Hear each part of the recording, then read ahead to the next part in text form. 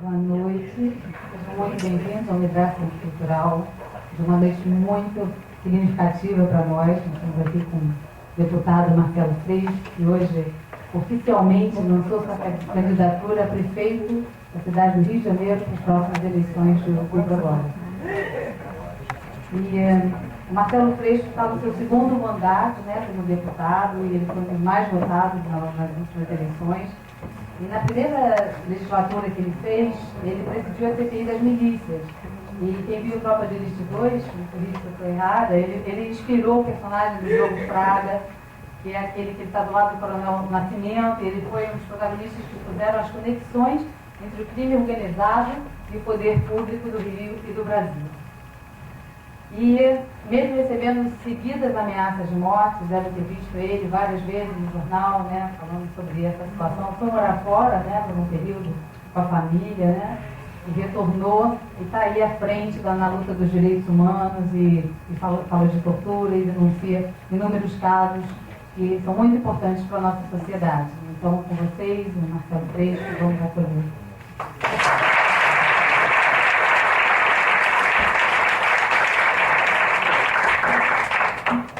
Boa noite a todas e todos. Obrigado pelo convite. Desculpa o atraso, mas hoje foi um dia difícil.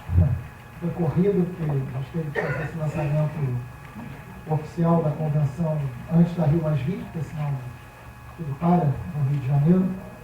E aí tinha uma série de agendas e a gente ficou atropelado. Mas é um prazer estar aqui, é um prazer fazer parte desse debate. Eu espero que a gente possa, enfim, contribuir. Né? Um debate que eu acho que é um dos mais importantes, que é sobre o enfrentamento à tortura. E esse tema, infelizmente, faz parte da nossa história sistematicamente. Né? Não é algo do passado.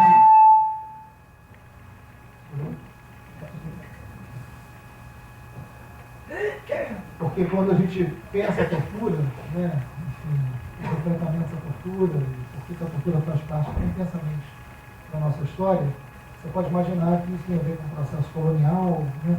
Enfim, com o modo de produção escravocrata que a gente teve no Brasil colônia, mas você vê o Brasil deixar de ser colônia, né, vir império, o Brasil mantém o latifúndio, o Brasil mantém a mão de obra escrava, a abolição da escravatura quase que se confunde com a data da proclamação da República, acontecem todas fruto do mesmo processo, mas infelizmente a gente tem uma república que não foi uma república e que não consegue dar conta do fim da tortura. O Machado de Assis e o Lima Barreto foram contemporâneos do período da proclamação da República. O Lima Barreto diz uma coisa que é curiosa, que ele fala que o Brasil tem público, não tem povo, né? Porque a gente assiste as coisas com uma capacidade muito pequena de interferir, uma capacidade muito pequena. Pois é, um jornalista da época diz que a gente assiste a tudo bestializado, né? O Aristides Lobo que diz isso. E o Machado fala que, olha, é possível trocar de roupa sem trocar de pele, né? Se tratando da República. E infelizmente a nossa República é um pouco isso. A gente foi público, não foi povo, a gente assistiu a tudo bestializado, é um livro do Zé Luiz Carvalho que é maravilhoso. E na verdade a gente não consegue interferir num processo republicano que pudesse trazer uma transformação mais estrutural. E a escravidão permanece. Então, enfim, nos nossos dias é um símbolo muito forte do tema da tortura. Só para que vocês tenham uma ideia, e isso é muito impressionante, no ano de 2009, o Ministério do Trabalho fez uma fiscalização, faz rotineiramente, uma fiscalização sobre o trabalho escravo e as condições análogas à escravidão. Vocês têm ideia de qual estado, né, que foi registrado o maior número de casos de escravidão em 2009 no Brasil? Maranhão, quem acha que foi outro?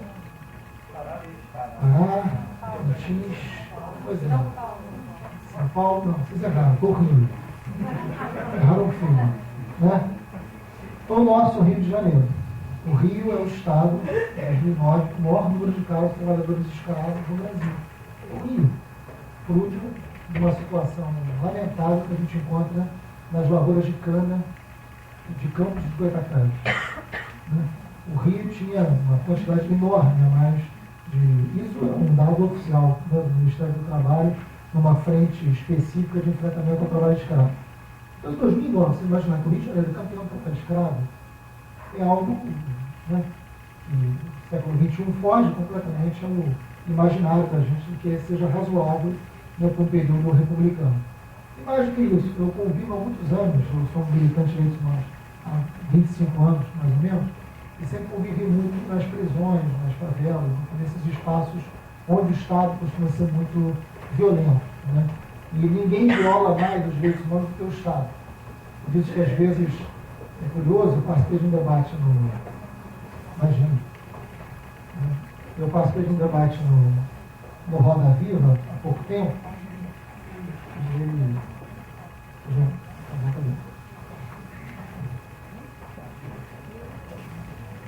tá bom, né?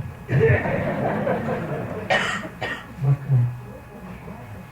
Eu estou com essa voz de papo rouco, de gripe, mas vamos lá. E eu participei de um debate no Roda Viva, e aí um dos entrevistadores falava o seguinte: mas vocês de direitos humanos, eu acho sempre muito engraçado, porque é sempre vocês de direitos humanos, parece um ser estranho, né? Que vaga por aí. Né? Então, vocês de direitos humanos, eu fico imaginando se tem alguma característica física, se tem alguma coisa assim que nos denuncie. Porque é curioso como isso é uma coisa do outro, como isso virou uma categoria. Vocês, como se não fôssemos todos, né, necessariamente defensores de direitos humanos, porque isso não é uma bandeira ideológica, isso não é uma bandeira de coloração partidária. Quem deseja uma sociedade justa, quem deseja uma sociedade igualitária, quem deseja uma sociedade que garante a dignidade à pessoa humana, é um defensor de direitos humanos. Né? O que significa isso de vocês aí dos direitos humanos? Né?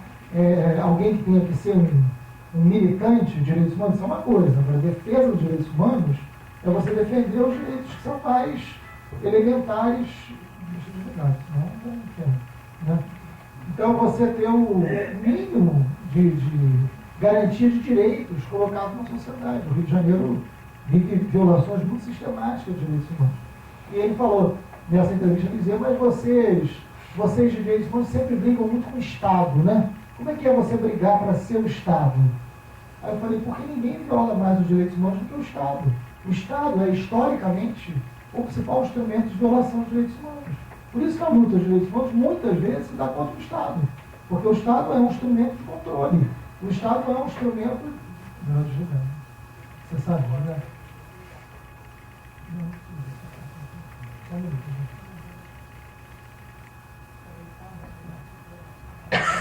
É só para dar exemplo, na verdade. Então, porque historicamente o Estado é um instrumento, é o Estado escravocrata, é o Estado que é responsável pelas prisões, né? O Estado que é responsável pela ação das suas polícias, e os números são muito assustadores. Né? Agora nós tivemos uma vitória recente, e é muito difícil isso, porque o Brasil ele gosta muito de ser signatário de vários tratados, o que é importante. Né? O Brasil é signatário de vários tratados internacionais, alguns muito importantes, mas na maioria das vezes ele não cumpre aquilo que assina. Então, o que é típico nosso, né? A gente tem leis excelentes e poucas conseguem sair do papel para se tornar realidade. O nosso problema não é um problema legal, o nosso problema é um problema real. Né? O legal, se a gente cumprisse, é curioso, porque os processos revolucionários, historicamente, eles geralmente são colocados contra a lei, né? Porque a lei é um instrumento da ordem. No Brasil, se a gente cumprisse a lei, a gente faria uma revolução, né? Quer dizer, uma inversão histórica do papel da lei. Se a gente cumprisse as leis todas, faria uma revolução nesse país. Basta cumpri-las para todos, igualmente. Né? Mas, enfim, isso é o mais difícil. Então, não tem uma necessidade legal tão grande de mudança, e sim de efetivá-las. Nós temos uma lei que é recente, de 97, que coloca a tortura como crime, mas você não consegue tirá-la do papel. Né? E ela é sistemática também, é assustadora. Eu aprovei uma lei em 2010, no final de 2010, que criou o mecanismo de prevenção à tortura e o Comitê de Prevenção à Tortura. Isso baseado no protocolo de prevenção à tortura da ONU, que o Brasil assinou e nunca cumpriu. Eu peguei o protocolo e falei: olha, já que a gente está dizendo que a gente cumpre isso aqui, que isso aqui é uma norma para o Estado brasileiro, eu vou fazer uma lei estadual que crie um comitê e um mecanismo de prevenção à tortura para que a gente possa efetivamente entrar no jogo. Porque só tem uma maneira de você enfrentar a tortura: se você for no lugar onde a tortura acontece. Não tem outro lugar, não tem outro mecanismo. Não adianta se fazer uma lei e dizer tortura é crime. Tá bom. Né? E aí, nada, né? Porque as pessoas vão continuar torturando, porque o torturado tem classe, o torturado tem cor, o torturado nós sabemos quem é. Você tem um processo muito forte no Estado brasileiro, ainda de produção de inimigos, né? Na época da ditadura militar. Essa produção de inimigos foi muito evidente, o subversivo, o comunista, o jovem, enfim. Essa produção de inimigos continua. Nós não fizemos a transição da ditadura para a democracia, principalmente no aspecto da segurança pública. A produção de inimigo ainda é muito forte. E quem é o inimigo hoje? Né? Não é mais vocês podem usar a camisa do Che Guevara à vontade. Né? Ninguém será torturado por isso. Né? Pode até vendê-la, né? Em feiras, não tem problema nenhum. Pode desfilar com ela, né? No Fashion Rio, vai ser super chique. Ninguém vai ser preso ou torturado por isso. Porque não é mais esse o inimigo público, não é esse mais o inimigo, né, interno. O inimigo hoje ele existe, ele é produzido, mas eu não sei quem ele é, mas sei a cor que ele tem e sei onde ele mora. E aí, nesse sentido, é que eu acho que cabe um bom debate para a gente sobre o quanto é criado, né, sobre nós um efeito pedagógico muito forte, né, de construção de hegemonia, o quanto a produção do medo é um instrumento necessário para que a gente tolere determinadas arbitrariedades do Estado como sendo natural ou normal. O quanto sobre determinados setores da sociedade, a arbitrariedade do Estado se faz aceitável, porque sobre nós se alimenta um processo muito forte de aceitação, porque quem é vítima dessa barbárie do Estado é o outro, não sou eu, ou ninguém que tem identidade, ou algum tipo de identidade ética comigo. Então, sobre o outro, eu posso tolerar aquilo que não toleraria sobre os meus filhos. Né? Então, não há problema se nos espaços perigosos, se nos espaços do inimigo, se nos espaços onde residem os nossos medos, que determinadas coisas acontecem em nome do Estado, em nome do que é público. Porque isso de alguma maneira nos alivia, porque isso de alguma maneira nos amortece, isso de alguma maneira nos faz bem. Né? Mesmo que seja para a gente não ver ou não admitir, ou sequer falarmos sobre isso.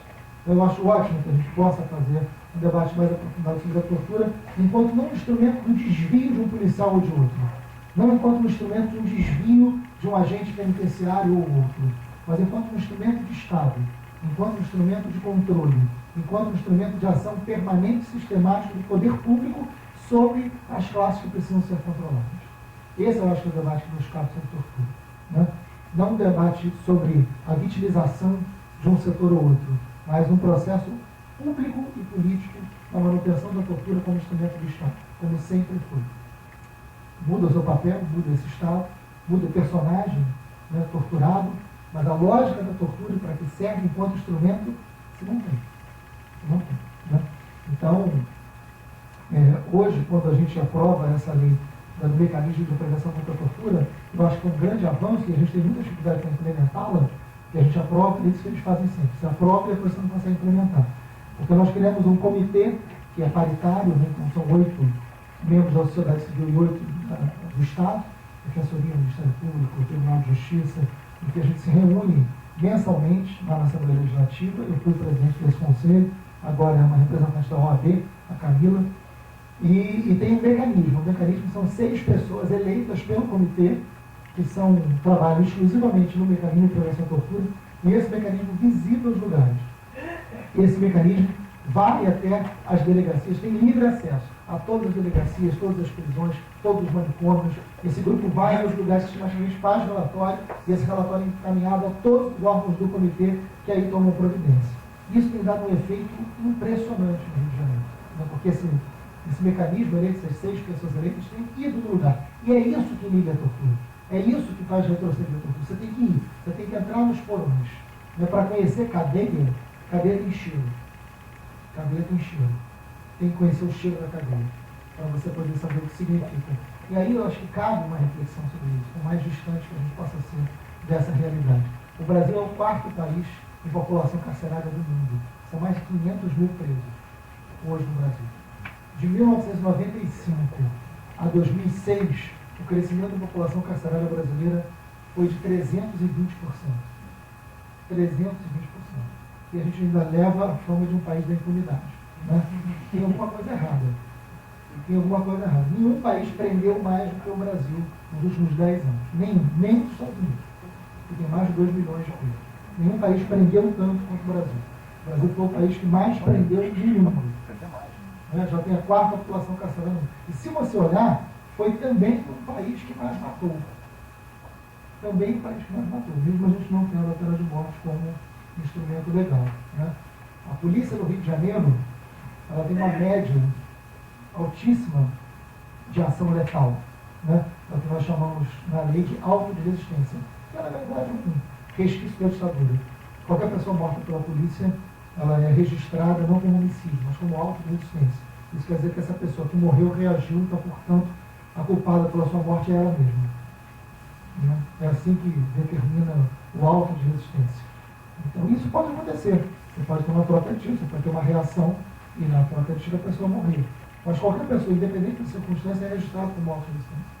O Inácio Cano, professor da UERJ, grande amigo, fez uma pesquisa recente e 64% dos autos de resistência o tiro foi dado na nuca e a curta distância. 64%. Né? Na nuca, enfim, qualquer laudo, o mais básico, vai comprovar que não foi um confronto. Né? Um tiro na nuca dado a curta distância é execução. Né? Tudo indica que seja execução sumária. Mas é registrado como auto de resistência, não é investigado, sequer foi no Ministério Público. Agora, qual é o perfil do auto de resistência? E quando eu falo de auto de resistência, até 2 anos nós tínhamos 3 autos de resistência por dia.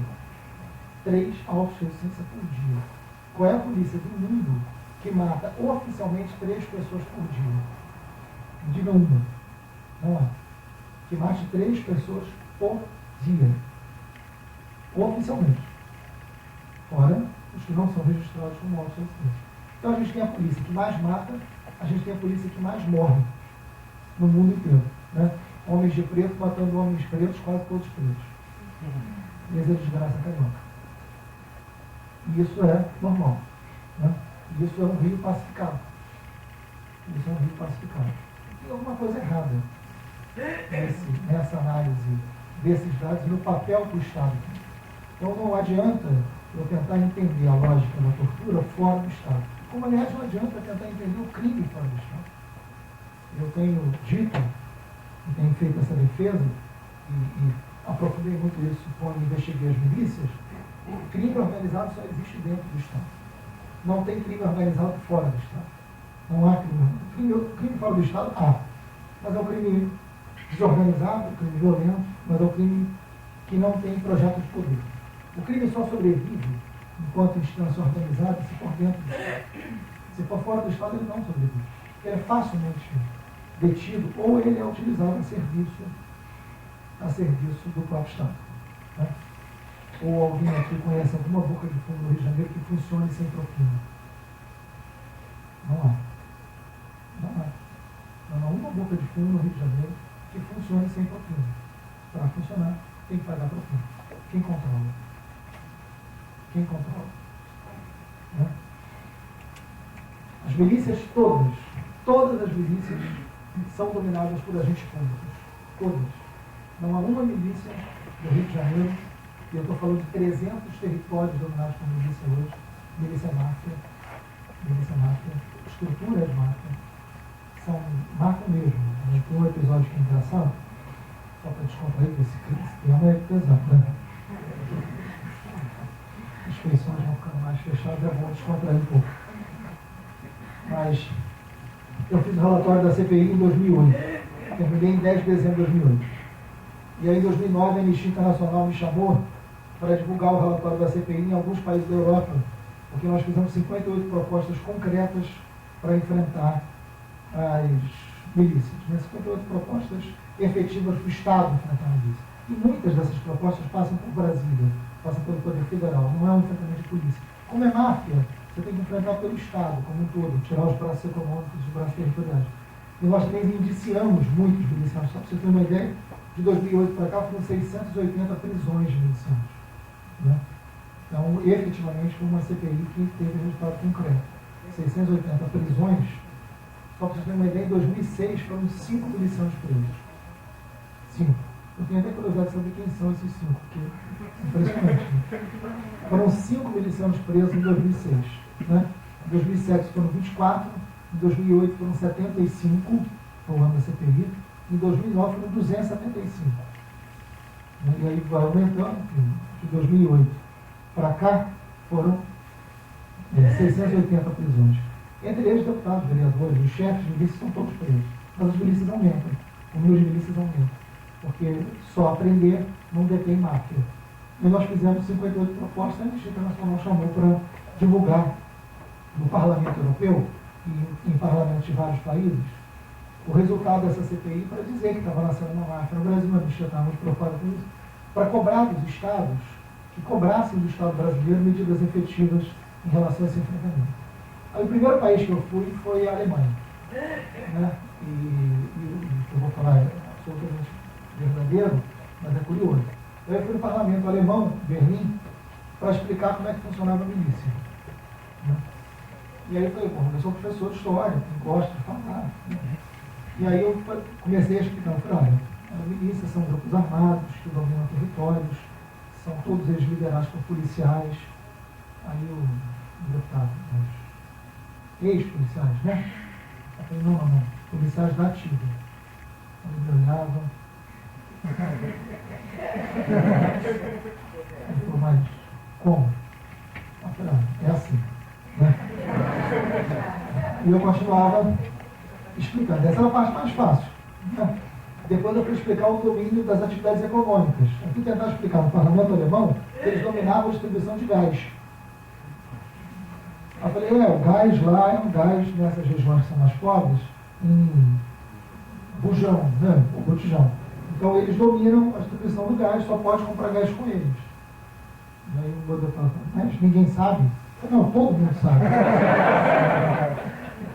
Vai fazer o cara, né, entender um negócio desse, né, na cabeça germânica, e para explicar van. Para explicar van. Quando eu começava a pensar que eu ia ter que chegar na van, me dava desespero. Né? Falei, como é que eu vou explicar van, transporte alternativo, né, para esses caras? Eu fiquei imaginando aquele cara passando na van, pendurado, gritando, Rocinha, claro! Como é que eu vou explicar isso para o sujeito? Né? Era impossível fazer ele imaginar o significado disso. E na van, é verdade essa história, eu terminei com um fracasso pedagógico absoluto. Tenho certeza que eles não entenderam nada. Mas o último país foi a Itália. O primeiro foi a Alemanha, foram 8, o último foi a Itália. Na Itália, no parlamento italiano, quando começaram a falar, claro, já sei, lógico, eles também se candidatam, né, dominam a atividade econômica, né, claro, sabemos bem como é, né? E aí eu não precisei explicar nada, porque eles sabiam, foi um sucesso a aula, foi bom, foi dessa ordem, eu saí de lá me achando um professor e tanto. Mas aí foi curioso na Itália, isso é verdade, mas foi curioso na Itália, e teve um delegado que me acompanhou que não aguentava de tanto rir, ele falou, os caras já sabem tudo. Né? Eu falei, claro, é o mesmo, né? O que a gente tem aqui é um embrião da máfia que lá eles têm para desenvolver mais tempo. Mas isso não é nada engraçado para a gente. Né? E aí eu fui conhecer um movimento chamado Libera, que é um movimento muito interessante, um movimento liderado por um padre, e ele... O que é o Libera? Eles administram os bens da máfia. Né? Os bens que foram tomados da máfia, né, gente? Claro. Né? Administrando os bens da máfia, cada tudo é possível, mas enfim. Mas enfim, deixa eu falar. Mas na verdade, o que acontece? Os bens, quando são tomados da máfia, fazendas, né, imóveis, tudo vai para a Libera administra esses bens, transformando isso em retorno social para vários setores. É um projeto muito bonito, muito bacana, eles são muito ameaçados também. Eu passei um dia lá com eles. Mas foi curioso, isso foi em 2009, em setembro de 2009, e aí ele me dizia, no almoço, aqueles almoços tipicamente italianos, se não me engano, está mais tanto por conta, e aí ele dizia o seguinte, falou, olha, isso está muito no início ainda no Brasil. Né? Porque, não, por enquanto é só no Rio de Janeiro, não vai se espalhar pelo Brasil inteiro. Né? E se espalhou pelo Brasil inteiro. Ela falou, só tem uma coisa que vocês têm que tomar muito cuidado. Eu falei, o que foi? Ela falou, não vai demorar, eles vão matar algum juiz. Ele falou isso em 2009. Não vai demorar, eles vão matar algum juiz. Eu sei que você está ameaçado e tudo, mas a tendência não é matar parlamentar, por enquanto. Né? O primeiro que eles têm que matar é um juiz. Porque se matar um juiz é um recado que eles dão à justiça. A justiça não pode funcionar contra eles. Então eles têm que dar um recado. O primeiro juiz que entrar no caminho deles, eles vão matar. Isso foi em 2009. Em 2011 eles mataram a Patrícia. Né? É isso. É isso. É exatamente isso. Né? Eles mataram a Patrícia com... Eu trabalhei com a Patrícia em função da CPI. Ela tinha o relatório da gente, ela não muito próxima. E eles mataram a Patrícia usando as armas do Estado e a munição do Estado. Vocês sabem disso, né? Então, mais de 20 tiros, que evidentemente era um recado, né? Era uma necessidade. A Patrícia morreu no primeiro tiro, mas eles deram mais de 20 tiros. E eles mataram usando a arma do Estado e a munição do Estado. São matadores profissionais. Não vamos pensar que eles esqueceram de tocar a arma. Né? Usaram, aquilo era um recado. Eles não mataram a Patrícia. Eles mataram o Poder Judiciário. Né? Eles calaram a justiça. Aquilo foi um recado para todo o Poder Judiciário. Não se metam com a milícia. Né? Foi um recado claro. A Patrícia era a juíza que, evidentemente, mais nos enfrentava, diretamente, por isso ela foi escolhida, mas não foi uma morte só pensando nela. Foi uma morte pensando no conjunto do Poder Judiciário frente a mais. Então, é tipicamente mafioso. Se você pegar, e nós fizemos isso, o mapa dos homicídios do Rio de Janeiro e o mapa das milícias, nós fizemos isso no relatório da CPI, é o mesmo mapa. O mapa dos homicídios é o mapa das milícias. Há uma concentração enorme de homicídios nessas áreas, de tortura. Mas o pior é o seguinte, isso não é, ao contrário do que muitos defenderam, enquanto teoria durante muito tempo, não é um Estado ausente. Não é um Estado que não aparece, não é verdade. O Estado está presente em todos os lugares. Na milícia é um Estado leiloado, é um outro conceito. É Estado leiloado, porque são agentes públicos que dominam o território através da máquina pública com projeto de poder. É a primeira vez que o crime tem projeto de poder. Né? E elege vereadores, elege deputados, interfere na eleição para prefeito, interferiu na eleição para deputados federais e senadores, interfere, decididamente interfere. Então eles têm projeto de poder, né? Crime com projeto de poder. Isso é gravíssimo. Isso é gravíssimo. Isso não tem outro mecanismo. O enfrentamento é por dentro do Estado. Né? Enquanto eles tiverem os braços econômicos, os braços territoriais mantidos, e têm mantidos porque o Estado permite isso, porque tem interesses nisso, muita gente vai estar... É porque a gente não tem essa realidade da milícia do tudo para cá. Né? Por mais que alguns façam confusão. Às vezes você tem uma segurança privada, né? Às vezes você tem uma rua ilegalmente bloqueada, uma cancela e aquela levando apoio, né? Você pode ter um serviço de flanelinha que seja extorsivo, né? Você pode ter... Isso são episódios isolados, mas que não caracterizam milícia. Milícia é domínio de território com amplo domínio de atividades econômicas juntos. Isso não tem na Zona Sul do Rio de Janeiro. Não há. Isso é fundamentalmente Zona Oeste, quase todas lá, e Zona Norte, uma boa parte. Crescendo assustadoramente. Uma das milícias que nós quebramos no sigilo bancário, fiscal, quebramos todo, o domínio das vans, de uma delas, dava um faturamento, só para uma das vans, só para uma delas, de R$170 mil por dia. Por dia. 170 mil dia. Isso compra muita arma e compra muita gente. Né? Eu só falo sempre. 170 mil dia de faturamento. Só para as mãos. Só para as mãos. Então é evidente que agora, eles interessam muita gente. Interessam muita gente. Miliciante se candidato. Todo miliciante se candidatar, tem que ser de um partido político. Por que os partidos dão legenda aos milicianos? Porque não sabem que é miliciano, não descobriram, ou quem interessa. Por que não tiram a legenda mesmo depois de condenados? Não são expulsos. Não são. Né? Dos seus partidos. O que está em jogo no Rio de Janeiro? Então, seja qual for o tema que a gente for tratar na segurança pública, é inevitável que a gente tenha uma perspectiva histórica, mas que a gente não perca de vista o debate sobre o Estado e sobre o papel do Estado. Não está longe do Estado. Ou o Estado é leiloado, ou é uma disputa por dentro do Estado, não tem crime organizado fora. As chamadas facções criminosas do varejo da droga são muito menos organizadas do que a gente imagina. Muito menos organizadas. São violentos, são brutais, são machistas, são autoritários. Tudo isso é verdade. Tudo isso é verdade. Mas é o crime desorganizado. porque é um crime precário, não é um crime que tem projeto de poder. É um crime capaz de matar, mas é precário. Eu trabalhei em muitos favelas do Rio de Janeiro, eu trabalhei em todas as prisões do mundo. Conheço muito, dei aula muitos e muitos anos para os presos. É um crime desorganizado. Para vocês terem uma ideia, no Rio tem algo que é sintomático. Quando uma pessoa é presa no Rio de Janeiro, seja lá pelo motivo que for, né? Vamos imaginar furto de celular, né? Que é muito comum. Você vai parar numa delegacia, primeiro. Na delegacia, o agente público vai te perguntar o seguinte: qual é o crime que você cometeu? Tá lá. Policial, furto. Qual é a sua facção? Pode ser até o cara no imaginário do poder dele, ele diz, eu sou facção tal. Né? Então você vai para aquela cela. Se o cara disser, não tem facção, não tem facção. Sou morador de rua. Né? Você é de que favela? Eu sou da Mangueira. Mangueira é comando vermelho. Então vai para a cela do comando vermelho. Eu sou de Acari. Acari é terceiro comando. Vai para a cela do terceiro comando.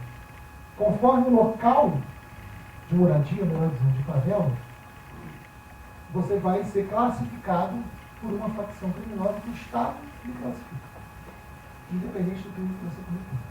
E toda a sua pena será cumprida na facção a que você foi colocado naquele momento, tendo você vínculo com aquela facção ou não. Você entra. E aí todo o ritual do cumprimento de pena tem a ver com a elaboração daquele convívio daquela facção. Então, se você for com uma facção, se você for classificado como preso do comando vermelho, você vai passar a ter vínculo de comando vermelho dentro da prisão. Obrigatoriamente, não há nenhuma possibilidade de você cumprir a pena que não seja dentro de uma facção. Então, quem é do comando vermelho, às 6 horas da tarde, tem que rezar a Ave Maria. E aí de você, se não rezar a Ave Maria, às 6 horas da tarde. Né? Tu vai encontrar a Ave Maria. Né? Tem que rezar a Ave Maria. Tu vai rezar a Ave Maria às 6 horas da tarde. Então, 6 horas da tarde tem algo, todos os ritos. Né? Então, você, é isso, o rito da visita. Se você recebeu, alguns presídios têm escada. Né? Se uma visita de um preso sobe a escada, e no comando vermelho, se você subir atrás, vai tomar uma posse. No mínimo, não pode subir atrás de escada de nenhuma visita que está subindo a escada. Tem que esperar ela acabar de subir a escada para você subir. Né? É uma norma daquela facção. Isso está escrito numa lei? Não. Né? Se você tirar a sua camisa, durante o dia de visita, num presídio de uma determinada facção, você pode morrer. Porque diz respeito com a família. São ritos que você tem que absorver, porque você vai fazer parte de uma facção, porque o Estado te diz que você faz parte de uma facção. Eu estava, não trouxe, mas eu estava trabalhando numa época fiscalizando as prisões. Aí eu fui fiscalizar a Polícia da Praça Mauá, uma história muito boa. Aí entrei na Polícia da Praça Mauá, tinham 1.650 presos, no lugar cabia 250. Né? Era insuportável. Olha que eu fiquei muito, minha mãe diz que eu já comprei pena, né? Eu já fiquei dentro de cadeia. Mas naquela cadeia, lá eu conheci o preso morcego, porque as paredes não são paredes, são grades. Né? Grade nas laterais e em cima também. Então, como não cabiam todos embaixo, alguns presos ficavam amarrados em cima, com as próprias roupas. Né? Eram grades, não era teto. Você amarrava 3 peças de 3 calças, amarrava, fazia um espaço, tinha um tampão de presos em cima, alguns presos, o resto em pé, né? Muitos com pé só, porque não cabia dentro das prisões. Era política. Você ficava 1 ano, 2 anos nessas condições. Você saía 40 minutos por semana para esticar seu corpo e voltar. E eu fui visitar a Polímpia, a gente estava tentando fechar a Polímpia, denunciando os mecanismos internacionais. A empresa que eu já conheci de longa data, quem encontrei com ele, eu falei, você está preso de novo? Né? Aí ele falou, lá fora não dá, enfim, aquelas histórias. Né? Aí eu falei, é a terceira vez que eu estou preso. Aí ele falou, olha, Marcelo, mas tem um negócio que está acontecendo aqui, está muito estranho. Tu sabe que eu não tenho facção, tu sabe que eu sou morador de rua. Eu assalto para voltar para a cadeia porque é que eu como. E Aí eu falei, ah, aí ele falou, pô, agora os caras carimbaram, botaram carimbo na minha ficha aí, dizendo que eu sou do Comando Vermelho. Eu falei, pô, eu já falei que eu não sou de facção nenhuma, já fui preso não sei quantas vezes. Aí eu falei, carimbo? Aí eu falei, carimbo, botaram carimbo na minha ficha. Como ele era um 71 danado, eu falei, bom, isso deve ser história, passei direto. E aí fui em outra cela, e daqui a pouco numa outra cela o cara me falava uma coisa.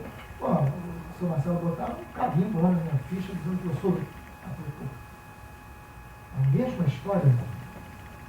Eu falei, comecei a ficar desconfiado. Aí eu comecei a provocar. Eu falei, cara, todas as celas confirmaram o Paulo Caminho. Eu falei, não estou acreditando. Aí fui na administração. Mas se eu chegasse na administração perguntando pelo carimbo, óbvio que o carimbo ia sumir. Né? Aí eu parei do lado do funcionário. Falei, pô, tá uma maluquice essa porrinha, tá muito cheio, né? Como é que vocês estão fazendo para classificar os preços? Não, bolamos um negócio legal aqui, que é um carimbo. Aí eu falei, ah, genial. Posso ver? O cara pode, o cara pegou o carimbo e carimbou. Né? Aí eu olhei e estava lá. Assumo total responsabilidade sobre a minha condição física ao assumir que pertenço à facção Comando Vermelho, o terceiro comando. Tinha um carimbo do Estado para cada uma das facções. Democrático, pelo menos. Né? Um carimbo do Estado para cada uma delas. Um carimbo do Estado. Para botar na ficha. Aí eu, como ele carimbou um lá para mim, eu peguei a folha, guardei e levei no Globo, a primeira página do Globo, que eu denunciando que consegui fechar a cabeça. Né? Porque aquilo era o auge do absurdo. Né? Quer dizer, você é o Estado na lógica da organização, da perpetuação, da criminalização da pobreza. É isso que está em jogo hoje. Então, na hora da gente debater qualquer violência do Estado, a gente precisa entender que sociedade que está produzindo. A gente vive, da década de 90 para cá, né, um modelo de sociedade onde uma parcela dela não serve. Tem uma parcela da sociedade que está fora completamente desse modelo de produção de consumo, que não se enquadra nesse modelo de produção de consumo. E não serve. É inempregável. Né? É descartável. Tem uma parcela da sociedade brasileira que tem que ser destituída de existência. Sobre eles, a gente tem que temer. A gente tem que ter medo. A gente tem que ter pânico. Porque isso pode alimentar o combustível necessário para a nossa intolerância. E sobre esses setores, o Estado pode e deve ser extremamente violento, controlador. Sobre esse Estado precisa de toda a ordem possível. Sobre esse grupo precisa de toda a ordem possível. E aí, nesse sentido, é que nasce a prática da tortura e que se alimenta a prática da tortura como instrumento de Estado. Como instrumento de Estado. Assim que você pega a década de 90, você tem um crescimento brutal da população carcerária e um crescimento brutal da violência policial. Qual é o perfil? Qual é o perfil de cada um desses lugares? Quem é que está preso? Quem está preso hoje? Quando você entra numa prisão, o que você vê? Jovens, pobres, negros, moradores de periferia e moradores de favela. Né? É o perfil da massa carcerária. É o perfil do crime. É só o pobre que comete crime? Ou só o crime cometido pelo pobre que gera a privação da liberdade? Né? E aí é uma reflexão fundamental para a gente fazer sobre o nosso sistema de justiça criminal. E quando a gente vai debater qualquer instrumento, como tortura, enfim, violência, é fundamental pensar o que cabe ao Estado e o que a gente está esperando desse Estado. Porque é isso que tem jeito. Né? A milícia é a sofisticação desse desvio. A milícia é aquela polícia que sempre foi corrupta e violenta a serviço de uma elite política corrupta e violenta, se sofisticando dizendo, agora eu quero participar da festa. A polícia sempre foi eficaz sendo corrupta e violenta. Porque ela nasce para ser corrupta e violenta. Ela é criada para ser corrupta e violenta. A serviço de uma elite política corrupta e violenta. O problema é quando essa polícia, que domina o território, a serviço de outros, resolve participar da festa. Resolve frequentar o palácio. Resolve ser candidato a deputado, ser candidato a vereador. É nossa milícia. Né? E abre um centro social, todo miliciano é dono de um centro social. Todo. Não tem um miliciano que seja dono de um centro social. Você sabe o que é centro social? Eles abrem uma casa dentro do território dominado, e nessa casa eles oferecem dentistas, ginecologistas, cabeleireiro, manicure, tudo que você pode imaginar de serviços ali. E é dele, do cara. Né? Muitas vezes com convênio com o poder público, muitas vezes com funcionários públicos desviados, que estão trabalhando no centro social daquele miliciano, é a ausência do Estado ou é o Estado violado? Esses grupos, ao dominarem territórios e serem base do governo, indicam quem controla os hospitais, indicam quem controla a escola, indicam o controle da merenda escolar, né? Fazem controle da máquina pública, por dentro do Estado. Então o crime só se organiza dentro do Estado, não fora. Fora é trabalho. Dentro não. Dentro tem projeto de poder. Não é disputa de Estado, mas projeto de poder dentro do Estado. E é isso que a gente tem que enfrentar hoje no Rio de Janeiro. O Rio está muito longe de ser pacificado. Diga. Vamos ver. Não?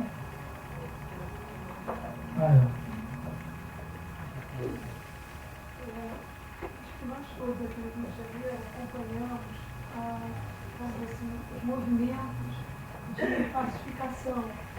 Alguns até, vamos dizer assim, levaram a carioca, ficar colado na TV no final de semana, né? Então eu pergunto ao senhor, essas áreas onde houve esse processo de pacificação, essas áreas têm milícia? A milícia persiste nessas áreas onde há o PT? Vamos lá. O projeto das UPPs eu acompanhei de muito perto. Enfim, eu defendi minha vida inteira que a polícia ocupasse os lugares e não guerrilhasse. Né? Defendi minha vida inteira o princípio do policiamento comunitário.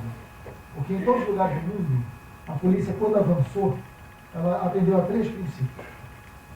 Ela se aproximou das pessoas, ela teve melhor formação que eu digo, tanto formação na capacitação quanto salarial, né? Ela foi melhor controlada, ela teve um sistema de controle sobre ela mais eficaz. Nós não tivemos isso. O José Padilha, do Tropa de Elite, ele tem uma brincadeira que ele diz: é preciso 2 UPPs, a unidade da polícia pacificadora e a unidade da pacificação da polícia. Né? Uma sem a outra não dá. Você tem que ter as duas, porque a gente não teve uma reforma da polícia. Você não teve uma mudança substancial do significado da formação dessa polícia. E precisa profundamente disso. Mas mais importante é o seguinte: a UPP não é um projeto de segurança pública.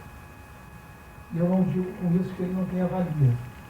Não estou dizendo isso, muito pelo contrário. Eu quero dizer que eu sou defensor do princípio do policiamento comunitário.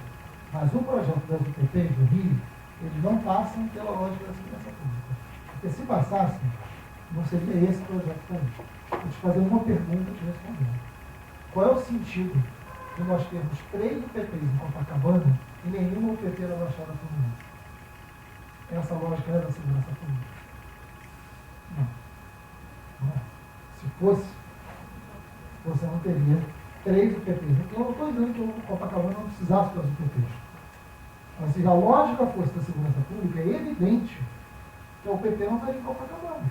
Estaria na Baixada Fluminense. Que tem todos os índices de violência infinitamente superiores aos de Copacabana. Né? O mapa das UPPs ele é revelador da natureza do projeto. Mais uma vez eu repito, isso não quer dizer que não tenha valia o projeto. Mas é um projeto de cidade, não é um projeto de segurança pública. É uma retomada militar de territórios, de áreas estratégicas para viabilizar grandes investimentos na cidade. É isso. Se isso é bom, se não é bom, se isso é pouco, se é insuficiente, isso é um outro debate. Mas é importante que a gente tenha clareza do significado da UPP. O mapa das UPPs ele é muito revelador. É claro que o cara que mora do lado de uma UPP, ele talvez não queira nem saber disso. Vou levantar e vou embora porque eu não quero nem ouvir. Né? Mas é bom ouvir, porque pode dar errado exatamente por isso. Então é bom a gente ter um amadurecimento desse debate, porque as coisas não são resolvidas eternamente. Os conflitos são cada vez maiores. A falta de projeto está ficando cada vez mais clara. Então, enfim. O que está acontecendo? O mapa das UPPs é o corredor hoteleiro da Zona Sul, não é? Você tem do Chapéu Mangueira ao Vidigal, né, passando por Santa Marta, passando pelo Cosme Velho, né, Rocinha, enfim. Você vai da Babilônia ao Vidigal. Você tem todo o corredor hoteleiro da Zona Sul. Você tem o entorno do Maracanã. Você tem a zona portuária, por causa do projeto do Porto Maravilha. Você tem o entorno do São Paulo. E você tem Cidade de Deus, que é a única região em toda a Jacarepaguá que não está na mão da milícia. O mapa das UTPs, ele é muito revelador de um projeto de cidade.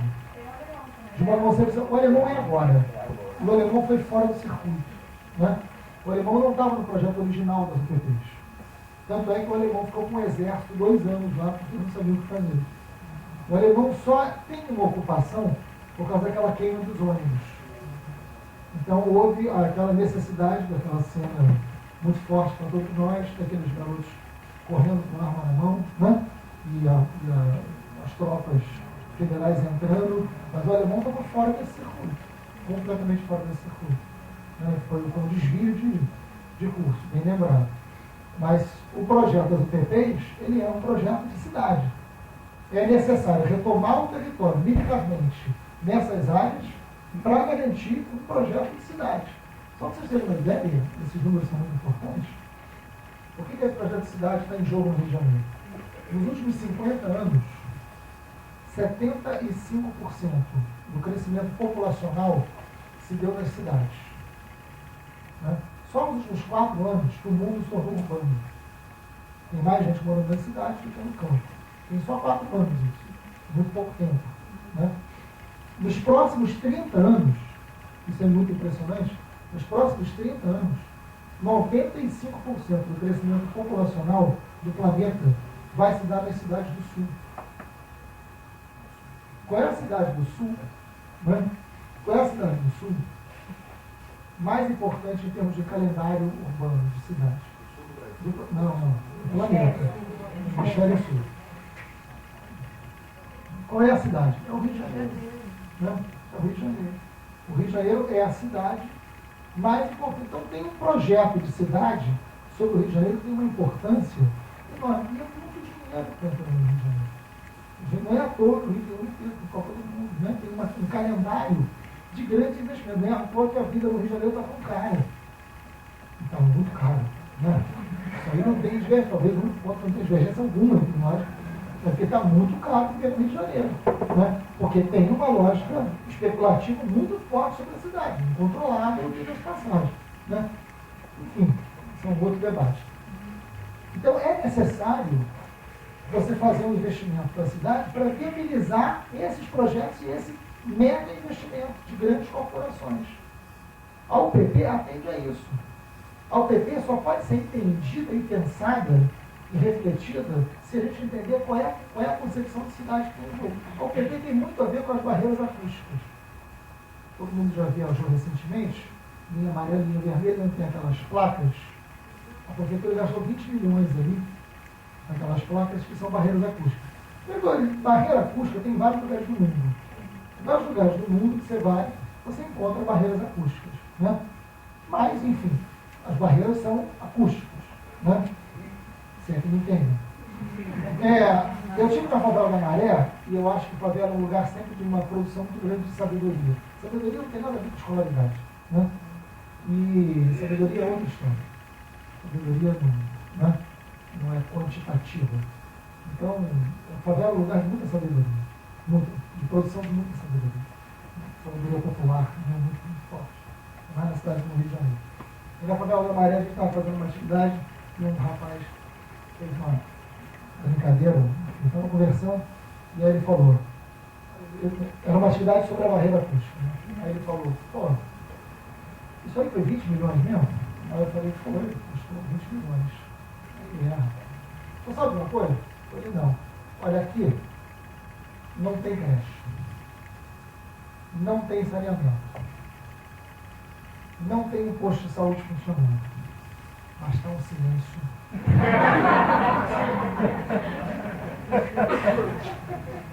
Eu me rendo a ele as análises sobre. Sensacional, né? Enfim, ninguém foi consultado sobre isso. Ninguém foi consultado.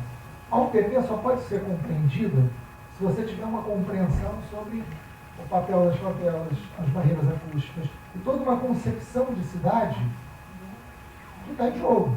Né? Então, não é um projeto, por não ser um projeto de segurança pública, por envolver a polícia, ele corre sérios riscos. Os maiores defensores da UPP, esse debate é fundamental. A Julita Lindgruber, que é uma socióloga muito querida, muito conhecido nosso, a gente tem muito trabalho junto, muito respeitado. A Junta Negrupa fez uma pesquisa muito interessante sobre as UPPs. Ela pesquisou os policiais que trabalham na UPP, deu voz aos policiais. Tem um dado da pesquisa da Julita que me surpreendeu muito: 70% dos policiais da UPP não gostam de trabalhar na UPP, não acreditam na UPP. 70% dos policiais que trabalham na UPP. Sabe qual é o argumento utilizado na pesquisa? Que eles usaram? Por que eles não gostam de trabalhar lá? Porque não se sentem policiais. O que isso quer dizer? O que quer dizer isso? Eles não se sentem policiais. Não está na guerra. Não está na guerra. Né?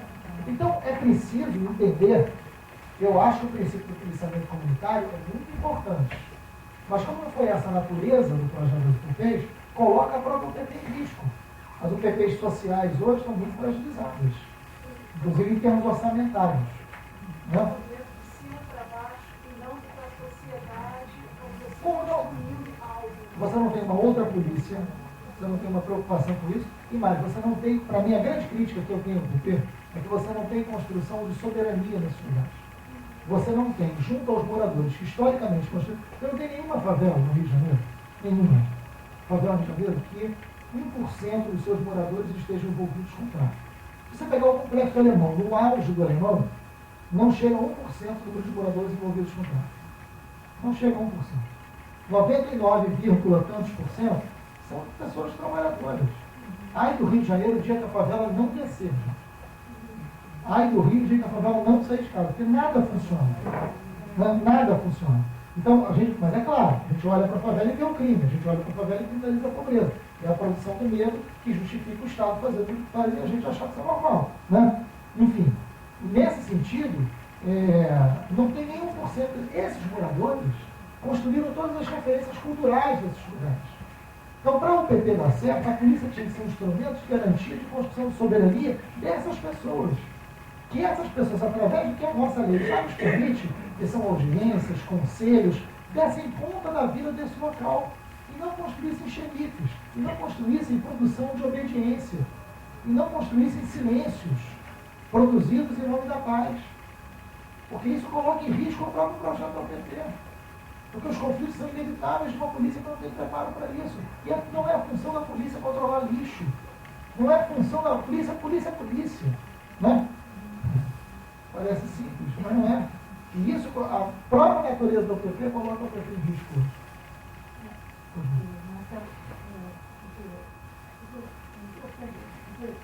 Mas eu queria fazer uma pergunta a respeito de um documento que você assinou, um documento de solidariedade do Partido Comunista Brasileiro, quando ele publicou no portal dele, né, uma coisa que é uma versão nova dos protocolos, né, uma versão atual dos protocolos, uma coisa muito séria, poder oculto, né, de Israel, os donos do cinema.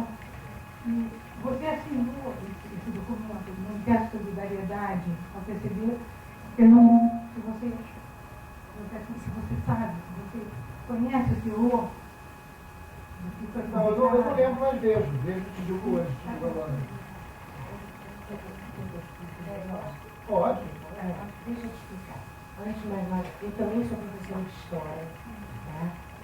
E a história, assim, em poucas palavras, é o seguinte. Foi um documento, um texto produzido por um cara na Argentina que se diz, tal de Manuel de Freitas, que se diz analista internacional.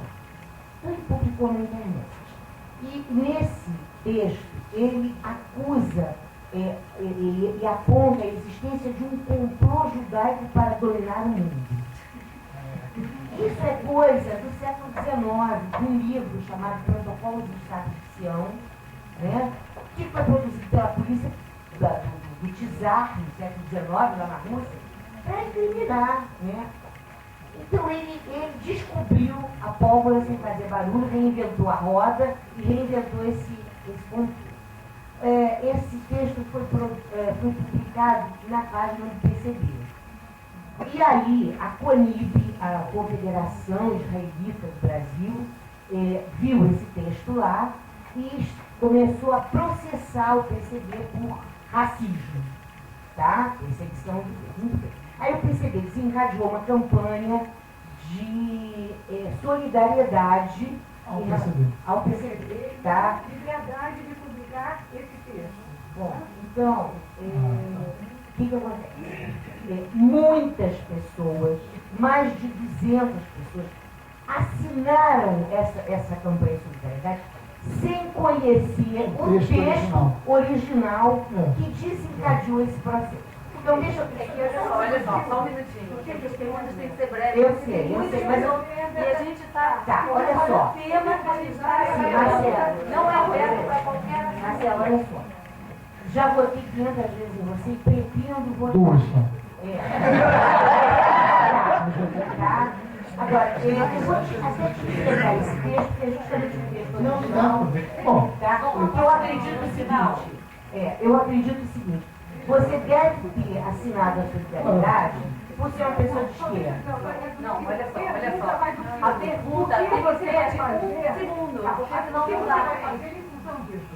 Ele não ficou atuado, ele não assinou o índice do Sender, ele foi o primeiro pessoa a fazer um programa de TV nacional sobre o PCB, ele se afastou do PCB, e ele queria saber o que você vai fazer para se afastar dessa questão, porque é muito grave. O que você... Claro, não, a primeira coisa eu preciso ler o texto, porque é evidente que eu não acho que é um complô de qualquer grupo para dominar o mundo. Não, eu assinei sem ler. Eu posso ter assinado uma solidariedade ao PCB, que é um partido que tem um respeito enorme, continuo tendo, mesmo tendo divergência, nunca fui do PCB. Né? Então é possível que isso tenha acontecido. De alguma solidariedade ao PCB por ser acusado. Não acho que o PCB seja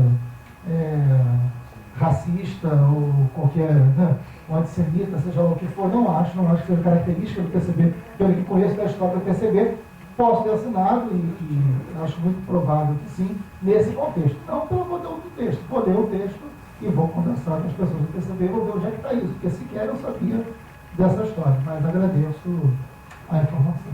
Eu só queria aproveitar e pedir para que nós sejamos bem breves na nossa pergunta. Desculpa a interrupção. Eu sei que vocês vieram com o texto, todos preparados, mas isso talvez seja uma coisa para se falar depois, no momento a sós, pelo seguinte, nós estamos aqui tratando de um tema que é a tortura, e eu gostaria de pedir que a gente atesse aos temas que estão sendo tratados, e tem muitas pessoas querendo perguntar, e que não, olha só, eu quero pedir para a senhora falar muito mais. Por favor. As senhoras e depois a senhora aparece. Você colocou e ainda bem colocou que a questão inicial aqui era falar sobre a tortura. E você colocou muito bem que o Estado é o torturador. Mas o que eu quero perguntar, no dia da opinião, é o seguinte: eu vi há pouco tempo resultado de uma pesquisa que me deixou horrorizada, né? É que quase 50% da nossa sociedade apoia a tortura aos presos comuns. Preso político, tudo bem, eu também, claro, eu contra qualquer tipo de tortura. Mas preso comum acha que pode torturar sim. Então, isso, veja bem, o Estado é o responsável, mas a nossa sociedade é fundamentalmente responsável por essa situação de tortura. Não, sem dúvida, está coberta de razão. E só para eu... O Estado é um reflexo desse olhar, né? Da mesma maneira que eu não acho que a sociedade seja vítima do parlamento, mas o nosso parlamento é um horror, né? Falo isso porque estou lá, é muito pior do que qualquer um pode imaginar, mas o parlamento é reflexo político do olhar que a sociedade tem, da mesma maneira. Né? Da mesma maneira. Eu faço todo mundo. Não acho que ninguém seja vítima do parlamento. O pior que eles sejam foram eleitos. Foram eleitos. Né? Mas não tem reforma política, não tem financiamento público de campanha, tudo isso é verdade, mas eu acho que não justifica. Né?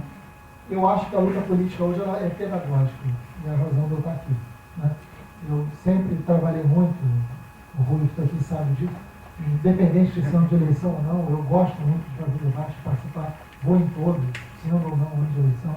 A gente tem prestação de contas semanal, né? Minha filha diz que é pagação de mico semanal, né? Que a gente sobe no caixote, no centro do Rio, toda sexta-feira, meio-dia e 30, a gente está lá em cima de um caixote, na esquina da São José com o Rio Branco, Eu e os outros parlamentares lá do pessoal, a gente sobe no caixote e fala durante um tempo, prestando conta do que a gente fez durante a semana, né, em praça pública.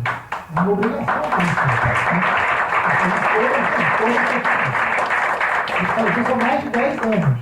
Todo ano, toda sexta-feira, tendo ou não eleição. Né? É o mínimo, né, da nossa parte tem que ser feito. Agora, a gente está perdendo essa briga. A gente está perdendo. Tem uma parcela da sociedade que defende a tortura, tem uma parcela enorme da sociedade que defende a pena de morte, tem uma parcela enorme da sociedade que defende a redução da idade penal, tem uma parcela enorme que essa intolerância ela é absoluta. Então, quanto mais você puder ter um Estado forte contra os outros, a ideia de que o Estado é melhor para ela. É isso que tem em jogo. Né? O que tem em jogo é exatamente isso. O que tem em jogo é um Estado autoritário que garante a proteção para alguns. Agora, é lamentável e é curioso, né? Porque quando diz, não, o preso político não, porque claro, o preso político se aproxima mais da possibilidade de ser você, né? Você é alguns dos seus. Né? O preso comum não, o preso comum no máximo vai ser o filho do empregado, então não tem problema nenhum. Né? Crua, né? De forma crua, é isso mesmo, é o outro. E sobre o outro não tem problema nenhum. Eu sempre falo por esse exemplo. No Rio de Janeiro se estabeleceu a partir do ano 2000 uma coisa chamada o caveirão. Né? Um carro da polícia, enfim, que é um blindado. Que um ex-secretário de segurança, conhecido também das milícias pelo deputado federal, ele chamava de pacificador. Né? E a favela chamava pacificador. Né? E aí dizia o seguinte, que eu fico imaginando o seguinte, o caveirão, o carro preso, eu fiz esse teste, foi curioso. Eu peguei um vídeo da Regina Casé e do Estevão Savato, que ela fez um vídeo com umas crianças, que foi muito bacana, muito legal para passar nas escolas, inclusive. Porque você pegava assim, a Regina Casé ia nas crianças de uma escola de classe média, alta, na zona sul do Rio, e falava assim, você tem medo de quê? E as crianças falavam, eu tenho medo do ladrão, tenho medo do velho saco, tenho medo... os medos que fazem parte da cabeça das crianças, os medos normais dos nossos filhos, né? Enfim, tem medo. Ela fala, na mesma zona sul, aí ela na época sobe o Morro do Vidigal, que ficava a 300 metros da escola, aí sobe o Morro do Vidigal. Aí entrevista crianças da mesma idade. Fala, você tem medo de quê? Todas as crianças responderam que tem medo do caveirão. Todas, sem exceção da favela, responderam que tem medo do caveirão. Né? E aí ela vai e faz o seguinte, ela mostra uma imagem do caveirão, que ela consegue, o caveirão entrando numa favela à noite. Aí é um carro preto, blindado, né, em cima da caveira, entrando na favela, atirando para todos os lados, porque é assim que ele quer, e com alto-falantes, que a voz do policial de dentro assim, sai da frente e vem buscar sua alma. É um carro do Estado. Né? Só para entender porque todas as crianças falam que o medo é o caveirão? Né? É o Estado fazendo isso num lugar que é fundamental para a cidade, que faz parte da cidade, é espaço construído da cidade. E a gente permite, a gente acha que é normal.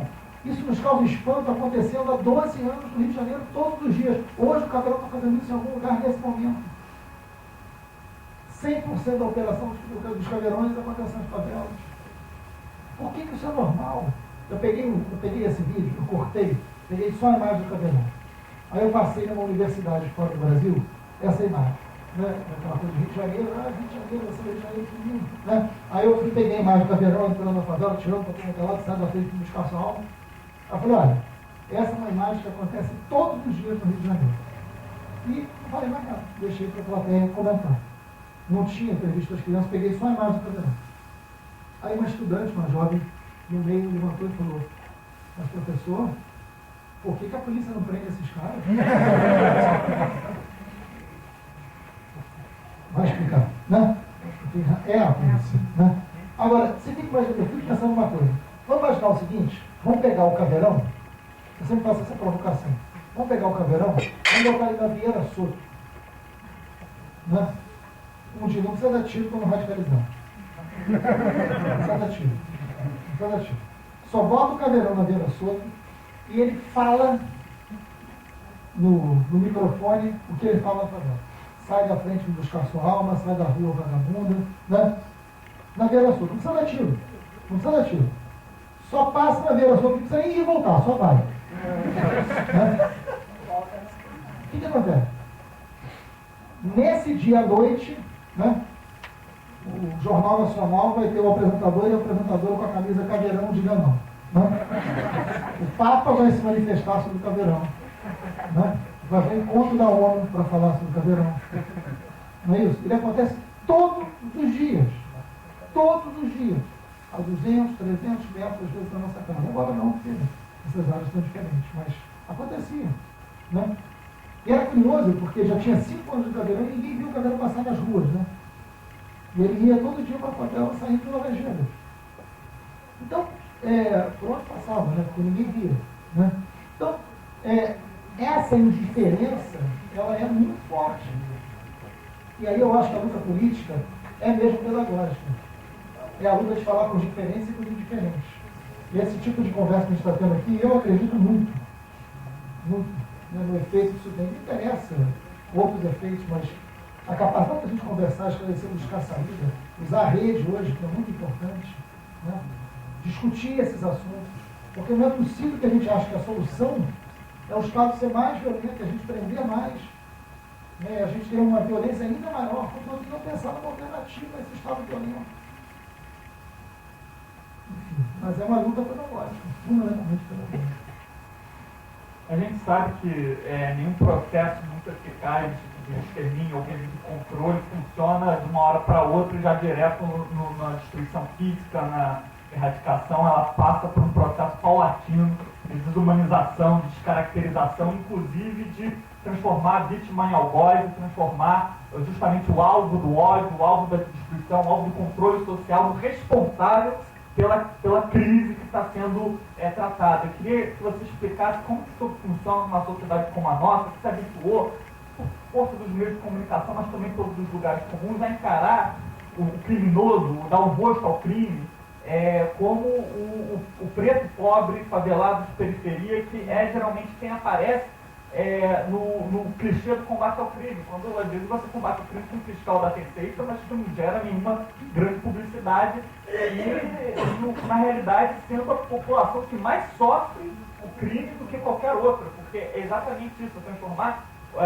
a vítima em algoz para poder destruí-la. É um processo muito análogo.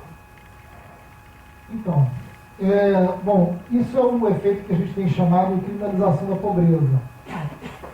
É fundamental. Falta educação. Mas também não é à toa que a educação pública está na situação que está. Não é à toa. Né? Não é à toa. Agora, esse processo de criminalização dos espaços pobres, ele se acentuou muito na década de 90, quando você tem a vitória de um modelo de Estado mínimo, e para todo Estado mínimo é necessário um Estado máximo de controle. Para todo Estado mínimo é necessário um Estado máximo de repressão. Nenhum Estado mínimo se sustenta se não tiver um Estado máximo de repressão. E esse Estado máximo de repressão, esse Estado máximo de controle tem que se dar sobre aqueles que sobraram de uma sociedade de mercado. Né? A gente vive um momento, amanhã é dia dos namorados, aí você se não comprar presente para sua namorada. Né? Você não a ama adequadamente se você não entrar no shopping e comprar um presente. Porque o compro logo existe. Né? Você vive a sofisticação do processo de mercantilização da vida, onde quem está fora da mercantilização da vida está fora dos espaços de dignidade. A dignidade tem CEP no Rio de Janeiro, né? A dignidade tem CEP. E aí que está em jogo.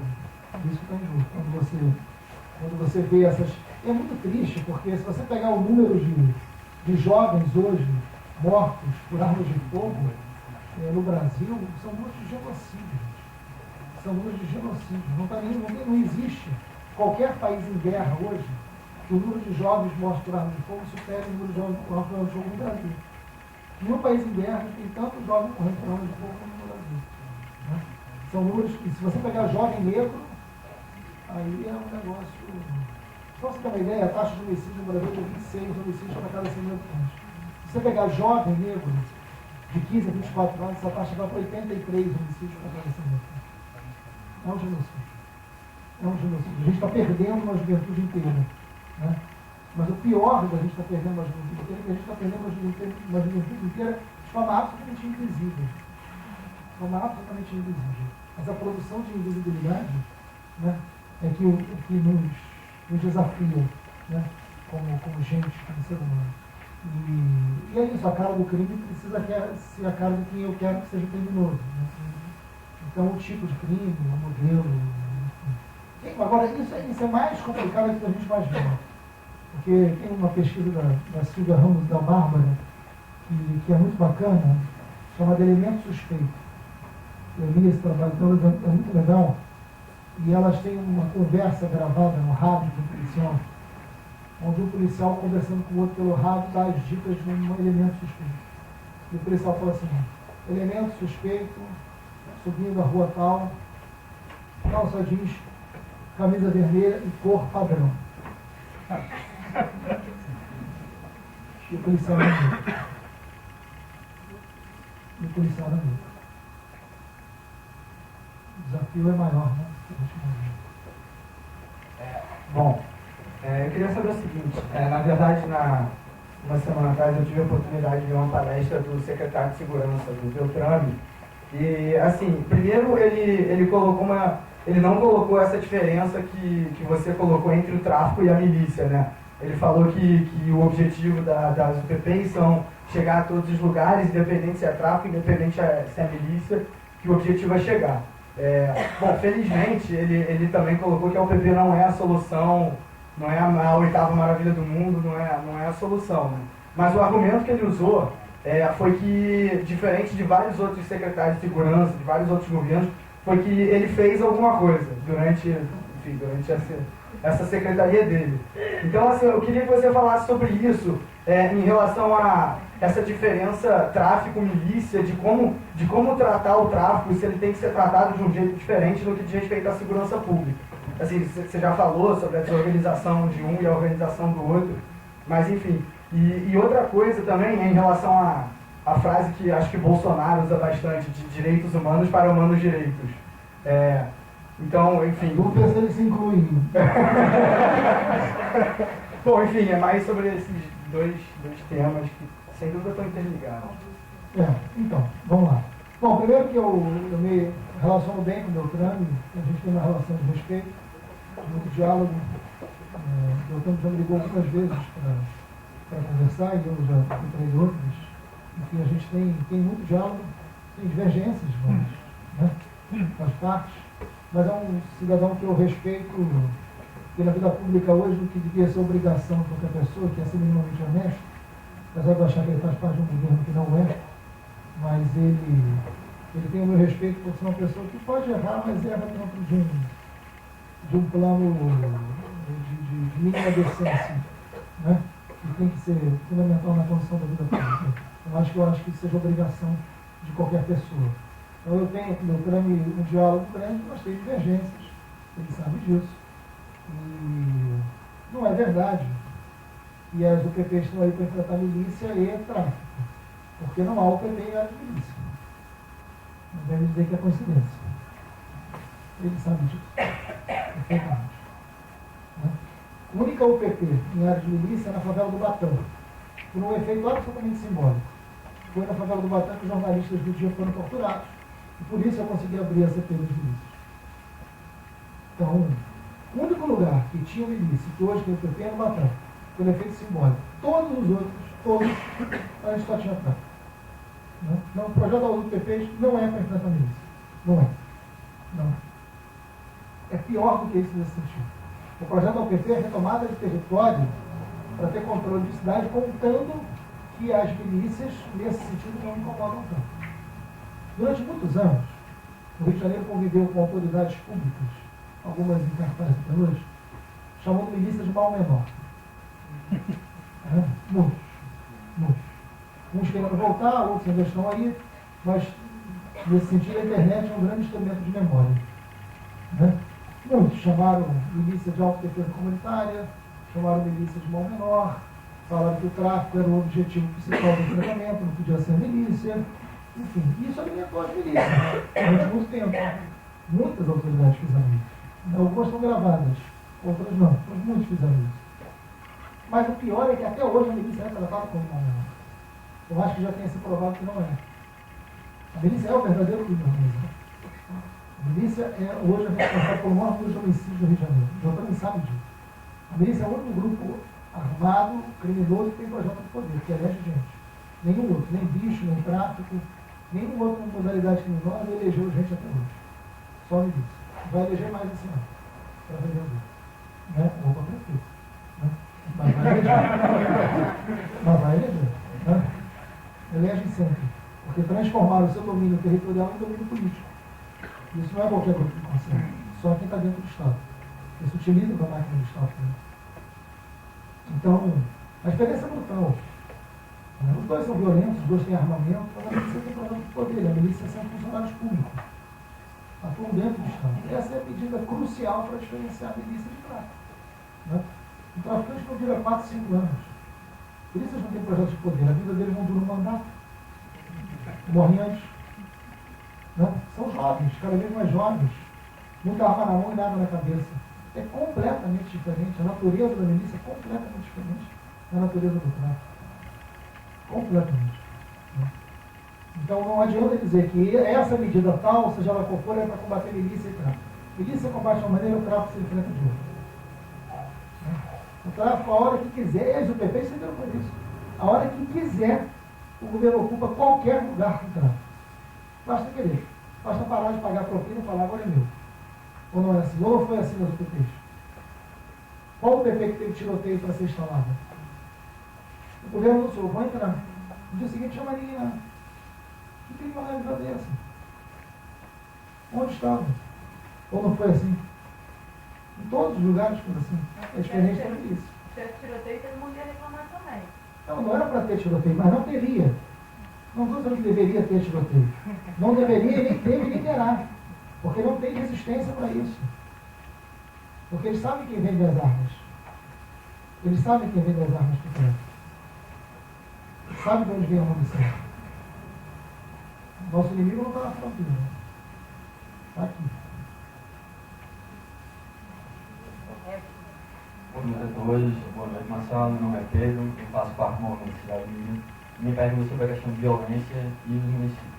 É verdade que o mandato constitucional de controle da polícia é do governo estadual, mas é papel do prefeito cuidar da segurança. Caso você seja eleito, que medidas você quer tomar para combater esse problema? A pergunta do Pedro é muito boa.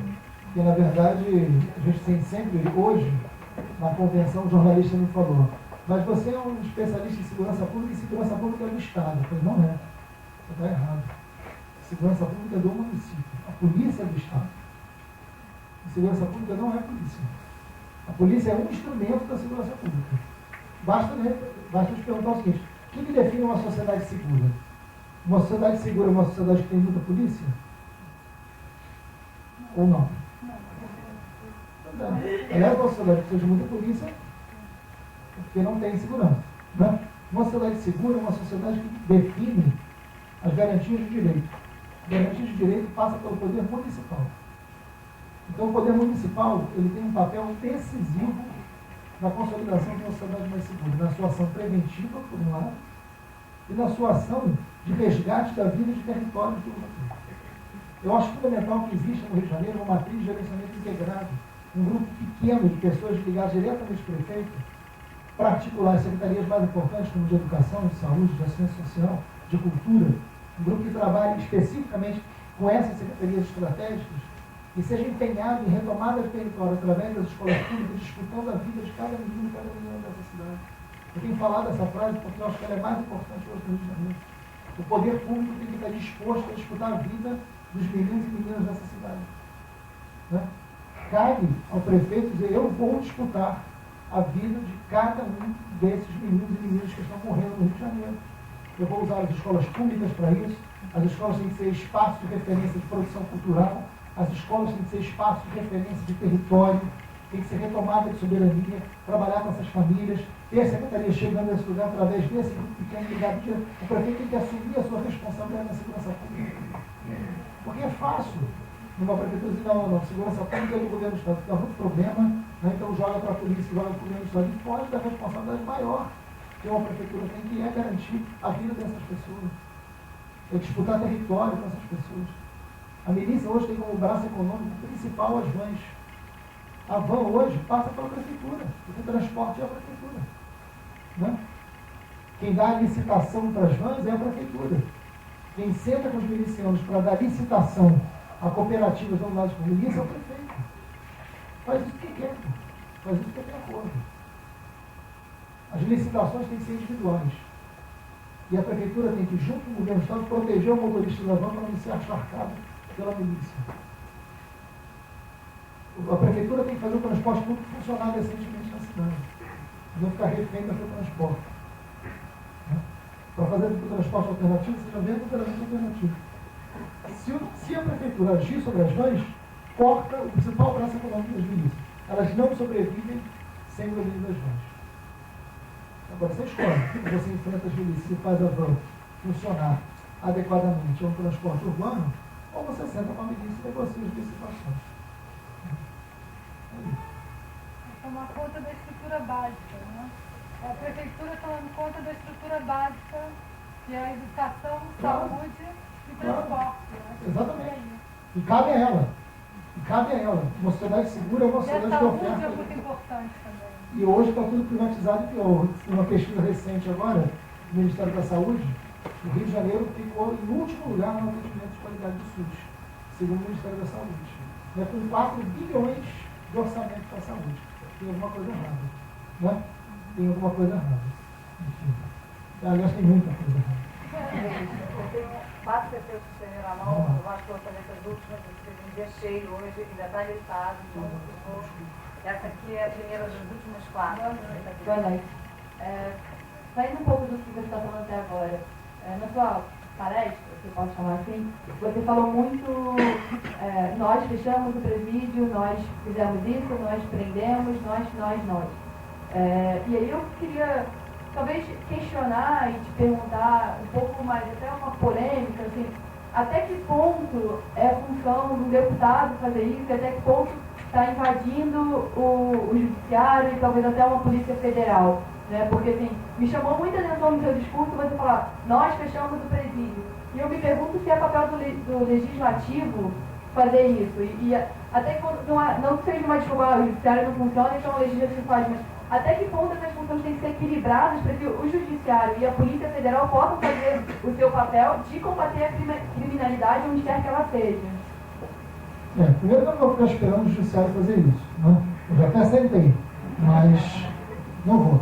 Quando a gente fechou o presídio, eu não era deputado, eu era cidadão. Né? Continuo. Mas não era nem deputado. Eu era de uma organização chamada Justiça Global. Nós entramos na Corte Interamericana e fechamos a Polícia. Foi uma ação de cidadania, que eu acho muito mais válida do que qualquer coisa que eu tenha feito como deputado. Né?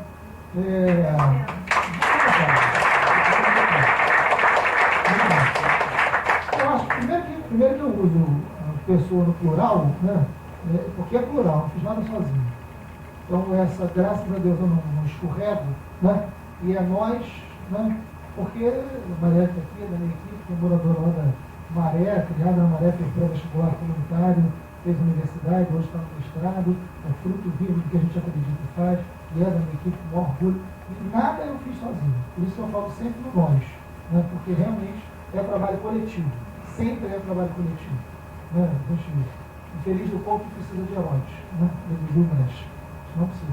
Né? Nada é ação individual. Agora, uma CPI é instrumento do legislativo. Né? E a CPI indicia as pessoas. Evidente que quem vai lá bota o gema é a polícia. Mas a polícia não é à toa que as prisões acontecem só depois de 2008. Né? Antes de 2008 foram 5, depois 24, depois foram 275. Por que foram presos? Por causa da CPI. Isso não sou eu que digo não, isso o Capote, que é o chefe da DRAP, ele fala, a gente só conseguiu prender porque a CPI nos deu todas as provas que a gente precisava para prender. Então prendeu. E ótimo, quando a gente pode atuar junto com o judiciário, ou junto com a polícia, o que tem que acontecer, o que tem que ser feito. O que a gente não precisa mais é burocratizar essas ações. Eu fiz até aqui, daqui para lá é você, eu quero isso concreto. Né? Assim, Se puder prender, se o judiciário prender, é ótimo. Agora o judiciário vai ser muito ruim. O legislativo é péssimo, já falei dele aqui. Então o judiciário é tão ruim quanto. O judiciário é tão ruim quanto. Enfim, mas eu acho que a gente tem que cobrar que se faça. Quem faz, com quem faz, se fez, está ótimo. O problema não é quem fez, o problema é quem não fez. Esse é o problema maior.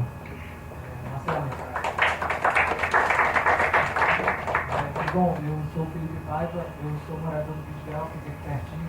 E você falou da questão da UPP ser importante, né, dentro da área, de uma área anti-estelionatária e tal. Eu fico te perguntando se realmente é válido. Por quê? Porque a gente, enquanto morador de favela, a gente conviveu durante muitos anos com um conflito armado e com armas passando livremente na nossa porta. Algumas pessoas, familiares do tráfico, isso é fato, mas nem todo mundo tinha. E nem todo morador de favela é traficante e é bandido. E nem todo morador de favela é preso, pobre, favelado, na margem. Eu queria saber se você acha realmente válido transferir a arma do traficante e colocar a arma do policial. Porque o policial fica super armado. Assim, a gente tem uma cidade, vive numa cidade onde a polícia anda com armamento de guerra. Eu acho isso absurdo. Eu fico horrorizado. E a nossa polícia é tão despreparada que eu sou militante dentro do Vidigal, faço parte das comissões, e a polícia, quando entrou, a primeira coisa que ela fez foi desapropriar o pouso, que é o posto de orientação urbanística, e o centro cultural, o único espaço de cultura do Vidigal. E fico te perguntando, será que essa polícia é preparada para trazer o morador de favela excluído para a cidade real? E mais, quando acontece algum conflito entre morador e polícia, ou entre moradores, o que a Associação de Moradores faz, o que a comissão faz é ligar para o meu celular e não ligar para o capitão, porque a polícia dentro do Vidigal, e acredito que em várias outras favelas, não tem um sistema de inteligência, não tem um sistema de social. Então, eu quero te perguntar, será que é válido ter uma polícia dessas dentro de uma favela? Então, você tem muito mais autoridade que eu para falar sobre o Vidigal. Mas eu queria te chamar a atenção, você conhece meu trabalho, eu também conheço de vocês. Eu acho que a gente tem que tomar um cuidado. O pior que a polícia seja, é a polícia você tem uma instância de questionamento sobre ela. É diferente do tráfico. Sempre. Sempre é diferente do tráfico. Porque o tráfico não tem parâmetro. E eu falo isso com tranquilidade que conviveu com os traficantes. Trabalhei durante muitos anos na cadeia. Comecei a dar aula na cadeia em 1988. Não vou nem dizer que você ainda não nasceu, porque isso não é crime. Mas eu comecei a dar aula em cadeia em 88. Trabalhei mais de 25 anos em cadeia. Negociei, sei lá, dezenas de rebeliões. Né? Assim, conheço esse universo dos caras. Mas o tráfico é o tráfico. É isso. Não tem parâmetro para debater. A gente pode fazer uma audiência pública, chamar a polícia na sua responsabilidade e cobrar deles erros. Eu não posso fazer isso com o tráfico. Eu vou dizer o quê? Olha, isso não está fora da ética. Não dá, né? Às vezes, bom, daí enfim, às vezes você fala assim, olha, isso não é papel de negociação de rebelião. Eu falo, isso não é papel de sujeito homem, isso você não deve fazer. Né? E isso funcionava, então não, você está certo aqui, está errado. Né? E durante uma rebelião isso funcionava, às vezes mais do que a linguagem, né? E isso funcionava, mais do que às vezes um debate ético no Estado. Mas enfim, mas eu não posso se negar isso. Né? Então, assim, cuidado, é que uma coisa são grupos armados do crime ali, que tinham a sua lógica de convivência, de relação. A outra é o Estado. Eu acho que está muito ruim do jeito que está. Está muito ruim. Eu sou um dos principais críticos do que está acontecendo. Mas isso não quer, porque existe uma euforia, né? Não, o Rio de Janeiro está ótimo, né? E houve queda de homicídio. Houve queda de homicídio, o que é muito importante. O que é muito importante, a gente tem que reconhecer. Houve uma queda brutal de homicídios pela fragilidade dessa lógica das facções. Isso é importante. Agora, a queda de homicídio não foi onde as PPs estão, porque ali nunca teve taxa de homicídio elevada. Né? Isso se dá em outros lugares, porque há um enfraquecimento das facções que diz respeito à sua lucratividade. Agora, o questionamento que você faz ao PP pelo PP, ele é um. Ele tem uma possibilidade. Ele não é a mesma do tráfico. Então, esse padrão de comparação que você está criando, acho que ele inexiste. Não existe esse padrão de comparação. Não há padrão de comparação dessa polícia com o tráfico, porque são duas coisas de natureza que são absolutamente distintas, que você não coloca no mesmo plano. Né? Isso assim, então, você está sendo claro. Agora, eu te entendo a angústia, porque realmente o que está acontecendo é muito ruim. Né? São produções de xerifes, de produção de obediência coletiva, sem respeito a qualquer história desses moradores, e no fundo todos são tratados como supostos e potenciais bandidos. Porque basta ser pobre e favelado, que isso está numa mentalidade policial muito forte no Rio de Janeiro. Eu estou dentro da favela, aqui é o lugar do bandido. Você não é bandido ainda. E você é tratado assim. Isso é muito grave. Isso é muito sério. Né? Esse limite que a gente tem que questionar muito. Porque o problema é que, não, já queremos o PP, o Rio já está pacificado, e vamos botar o PP no Rio de Janeiro inteiro. Não é verdade. Não é verdade. Isso não é matematicamente aceitável. Então a gente precisa jogar com a verdade. O PP é um projeto de cidade. O PP é um projeto para até 2016. E a nossa vida não é até 2016. É isso que eu estou falando. É disso que eu estou questionando. A gente tem que ter mais responsabilidade com o que está acontecendo. Porque a hora que essa bolha explodir, né, o efeito é inimaginável para a vida de todos nós. Não dá para pensar no... Então, assim, o que justifica a polícia estar lá no Vidigal com um fuzil para fora? Nada. Porque é a lógica da guerra, mantida. Mas por que destruir um ponto de cultura?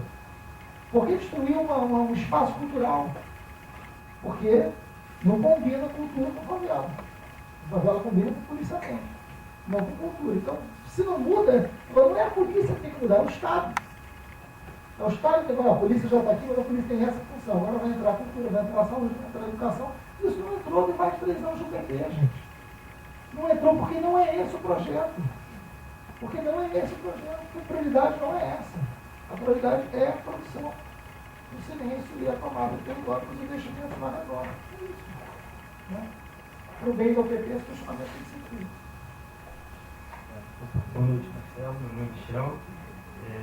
A gente viu em TV pela internet, jornal, uma posição de vários países confrontando a existência da polícia militar, né, até muitos deles alegando a necessidade de se extinguir a polícia militar, e você comentou no seu discurso algumas vezes a questão da polícia comunitária, que você defende, né, a existência dessa entidade. Eu queria que você esclarecesse um pouquinho sobre o que é a polícia comunitária, que você, né, comentou, e o fato de inexistir a polícia militar. A gente tem uma necessidade de saber que ela tem muitos muitos defeitos, e os países ajudaram. Isso foi uma resolução da ONU, mas é curiosa, porque isso foi interpretado de uma maneira... Eu fui atrás do texto e li o texto. A ONU não prega, porque tinha uma gente comemorando isso. A ONU pediu para acabar com a polícia militar no Rio de Janeiro. Não foi isso. O que a ONU questiona, corretamente, que já tem muitos estudos aqui sobre isso, é a necessidade de se acabar com a militarização da lógica policial. E você ter uma reforma constitucional que você possa unificar essas polícias.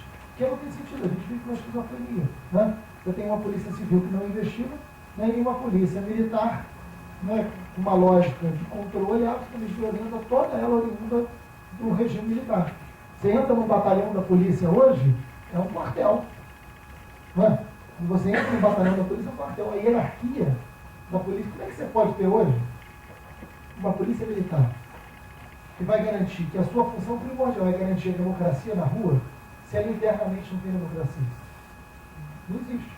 Né? Internamente, a polícia não convive com a democracia. Porque o regimento interno disciplinar da polícia é todo dentro da ditadura. Nós vimos agora nessas revoltas de bombeiros policiais, os caras usaram o Código Militar, prenderam todo mundo, acabou a história. Né? Expulsaram, regra militar. Então, acabou. Então, essa mudança que está sendo proposto hoje, internacionalmente, é para você desmilitarizar a lógica da polícia, para você ter uma mudança, tem que ser uma mudança constitucional, onde você possa ter uma polícia integrada, onde a investigação e o policiamento ostensivo seja feito mais integrado e sem militarização, sem que seja uma polícia de escala militar. Isso a gente tem feito há muitos anos e a ONU agora coloca isso em né? O policiamento comunitário é o que se aproxima das pessoas. É o melhor policiamento que tem. O policiamento está próximo agora. Muitas vezes você está próximo e não está próximo. Né? Muitas vezes você está no lugar, mas está distante. Porque o Vidigal, por exemplo, que é aqui o local de moradia dele, o Vidigal tem uma cultura, o Vidigal tem uma história. Então a polícia que entra, não adianta ela querer fazer o Vidigal. O Vidigal tem a sua história. O Vidigal tem o seu processo histórico. Né? As pessoas que moram há 40, 50, famílias que estão lá há 60 anos construíram as referências culturais daquele local. Então, o Estado, sim, mas tem pessoas lá há 60, não sei se tem alguém com 108 lá, mas tem 108 está lá? Então, 108 anos. Aqueles filhos de 60, jovem desse jeito. E é isso, ela está 108 anos. A história do Vidigal está na história dela. Né? Então, não é a polícia que vai ter que dizer como ela tem que se comportar no Vidigal. A polícia tem que aprender com ela como se comporta no Vidigal. Isso não é nenhum demérito. Né? Essa é a diferença. A serviço de quem você está? O policiamento comunitário tem que estar a serviço dessas pessoas. A avó dele tem 108 anos, a polícia tem que estar lá para ajudá-la, para servi-la. Não é para gritar com ela. Não é para dizer para onde ela tem que ir. Não é para dizer que horas ela vai dormir. Né? É para garantir direitos a ela. É um instrumento dessas pessoas. Essa é a inversão de valores. Esse policiamento comunitário é possível fazer isso. Eu te garanto que boa parte da polícia trabalhada para isso vai ter muito mais prazer em ser policial assim do que na lógica da guerra. Né? Acho que sim. Acho que sim. Isso já aconteceu em vários lugares do mundo. Eu conheço. Também a gente tem que tomar cuidado. Assim, na CPI das milícias, eu trabalhei com vários policiais. Né? Porque quando... Olha só. Qualquer generalização é ruim, né? Você sabe disso. Qualquer generalização é ruim. Da mesma maneira que não é todos os parlamentares são iguais, todos. Isso não existe. Né? A polícia é a mesma coisa. O quadro geral da polícia é muito negativo. É muito ruim. Agora, quando a gente abriu a CPI das milícias e a gente foi para dentro, né, fizemos trabalho, sendo uma quantidade enorme de policiais, eles nos procuraram e falaram assim, olha, a gente estava te testando, a gente viu que vocês são sérios e a gente está aqui à sua disposição para te ajudar nessa polícia. Voluntariamente, vários policiais, nós formamos grupos de trabalho com as polícias, com vários policiais. E eles foram decisivos para que a gente conseguisse chegar onde nós chegamos. Então, nós indiciamos 225 pessoas e pedimos de investigação com provas contundentes feitas 1.000. Eu não teria feito nem 10% disso se não fosse os policiais que trabalharam comigo. Eles existem. Né? Eles estão aí. Também tem uma disputa do lado de lá. Agora, tem que vir a ordem de cima. Né? Ordem em cima, bota o guardanapo na cabeça, embaixo o cara não vai. Embaixo o cara não vai fazer. Né? Que referência. Rapidinho. Você falou muito pouco sobre o papel da imprensa. Você praticamente passou por cima do papel da imprensa nesse contexto todo. É muita coisa para falar, mas você tem toda a razão. A imprensa é decisiva nessa história, né? Nessa criminalização da pobreza eu trago sempre comigo, sempre que eu vou falar sobre essas coisas, hoje eu vim direto, não deu para trazer. Eu trago sempre algumas reportagens de jornal para falar exatamente se o processo não teria esquecido desse ponto. Mas eu, de tanto que já usei, lembro de cabeça algumas. Tem uma matéria do jornal Globo, que eu mostro e leio, e aí depois peço para que vocês comentem, curiosos. Que ela fala assim, madrugadas em claro ao som de tiros e explosões. Não tem problema? Não, né? Subtítulo da matéria. Vizinhos dos morros não conseguem dormir. E ao amanhecer não conseguem sair de casa. Sensacional, né? A matéria enorme do Jornal Globo. O morro deve ter dormido muito bem esse dia. Dos vizinhos. E eu conheci a jornalista, que essa por acaso é uma matéria assinada. Eu conheci a jornalista, eu falei, você topou do que você escreveu? Ela, não, mas é porque a redação queria que a gente entrevistasse o pessoal que estava ao redor daquele morro, que realmente foi horrível. A jornalista não estava enxergando o que ela tinha escrito. E não era por mal, não era uma coisa. Da redação era. A redação era bem complicado. Mas a jornalista em si, ela não tinha a dimensão, por incrível que pareça, do que ela tinha escrito, do que ela tinha produzido. Né? Eu falei, menina, presta atenção. Olha o que você está fazendo, olha o que você está escrevendo. Né? Como é que você acha que o pessoal do morro dormiu nesses dias? Foi lá que aconteceu, não foi nos vizinhos. E todas as pessoas entrevistadas para a matéria eram os vizinhos. A declaração de uma delas, ela fala, não consegui nem passear com o meu cachorro. Saiu da matéria. Saiu da matéria. Né? Ela falou, olha, patético. Né? Patético. Então, isso vai construir. Tem uma outra matéria que eu gosto muito de usar, que essa é uma matéria de página inteira do Buiano. Né? É uma matéria de página inteira e que são meninos que viviam dentro de um bueiro em Ipanema. Né? Dentro de um bueiro. Vocês lembram? Você não lembra da matéria. Né? A matéria de página inteira era assim: banhistas são surpreendidos por menores quando saem do bueiro. A matéria inteira era sobre os sustos que os banhistas tomavam quando eles saíam dos bueiros. Né? Isso tinha a ver, porque por acaso foi jornalista, a vida é sempre nossa, né? Não, minha mulher também é, como é que você? Mas assim, você não acha que isso tem a ver, não é uma desculpa, tá? Você não acha que isso tem a ver com o perfil de leitor do jornal? Você não acha que não é... Ou perfil do jornal todo? Não acho que seja o perfil. Qual o papel da mídia? Eu sou leitor do Globo, não sou idiota. Não acho. Eu sinceramente não acho que seja o perfil do jornal. Eu acho que é o perfil do editorial. Sabe o problema? Hoje em dia. Sim, também. Mas não existe neutralidade nessa história. Não existe neutralidade nessa história. O problema do jornalismo hoje é que você editorializou a matéria. A imprensa hoje editorializou, você sabe bem o que eu estou dizendo. Porque uma coisa é a linha editorial. Eu tenho, imagina, além de ser casado com jornalista, eu tenho muitos amigos jornalistas que frequentam a minha casa. Né? E essa é uma conversa profunda com eles. Agora, você tem hoje o processo de editorialização das matérias. Claro que tem. De linha editorial traçada na matéria. Experimenta esse debate que nós travamos aqui hoje. Eu vou dar um exemplo, sem vitimizar, porque eu odeio isso. Mas hoje foi a convenção do pessoal que me lançou o campeonato. Eu falei durante 40 minutos. Foi um negócio super bonito, emocionante. O Wagner Moura estava do lado, Marcelo Luca. Foi bacana, foi bonito, as falas foram emocionantes, trazendo emoção de volta para a política, o que eu acho já uma contribuição enorme que a gente dá. A Rede Globo filmou tudo. Qual foi o trecho que eles usaram para botar no RJ? Quando eu faço uma crítica ao PT. E foi uma passagem da minha fala. Foi mínima passagem. Usaram essa fala para botar lá. Eu duvido que isso tenha sido à toa. Né? Porque pega uma coisa, assim, o PP é super bem vista, e eu não acho que seja de todo ruim, mas eu acho que merece ser debatido. Eu estou aqui fazendo um debate honesto. Né? Eu acho que o PP tem problemas, sim. Precisa ser debatido para o bem do PP, para o bem do Rio de Janeiro. Não existe assunto que não possa ser debatido, eu não aceito esse tipo de coisa. Então isso não é à toa. Né? Tem uma lógica. Quando o jornal bota, por um lado, você tem razão, isso agrada um perfil grande dos eleitores. Os leitores também. Né? As passagens as falham. Né? Mas evidentemente que tem uma proposta ali. Mas tem também a formação de opinião.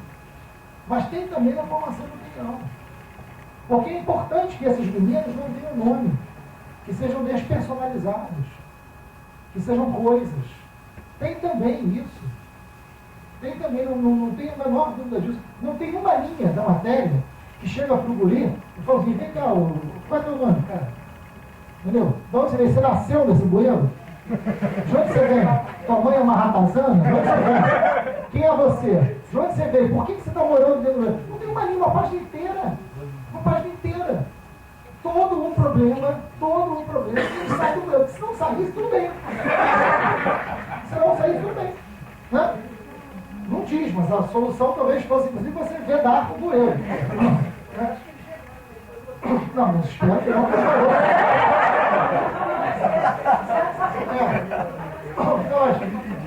O mesmo debate, hoje eu não vou entrar nesse debate, a gente não sabe que tão cedo. Mas o mesmo debate é a questão do crack hoje. Eu tenho todo um debate sobre a questão da saúde no enfrentamento ao crack. E hoje há um endeusamento da internação compulsória como se fosse a única saída, sem um questionamento sobre a falência do sistema de saúde no tratamento desses garotos. E aí de você, se quiser discutir isso. A favor da internação compulsória. Amplamente favorável. Experimenta. Por que eu não tenho uma opinião contrária? Por que não permite o debate? Por que não tem uma matéria daqui a 2 meses sobre o garoto que foi tirado das ruas para saber como é que ele está daqui a 2 meses? E não teve nenhuma até hoje, porque não tem tratamento. Porque não tem tratamento sobre esses meninos. É limpeza das ruas, não é atendimento de saúde. Mas não permite o debate. Então tem uma editorialização também das matérias. Claro que tem. Por outro lado, tem a necessidade de dialogar com o público que, enfim, é um perfil que eles acham que é do público. Hoje a gente não tem um outro jornal, tem que ler isso mesmo. Não. Vai fazer o quê? Fazer o quê? Eu até leio o Dia, leio o Extra, que pertence ao Globo, né? Mas hoje,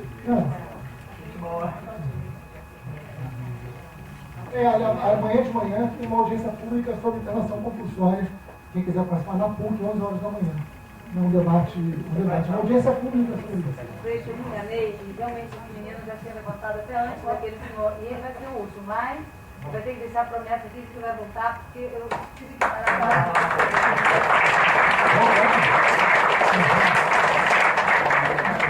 Boa noite, Marcelo. Tenho 2 perguntas. Uma é sobre uma iniciativa sua legislativa do reconhecimento do funk como atividade cultural. Isso tudo faz parte dessa questão da mudança do perfil do criminoso.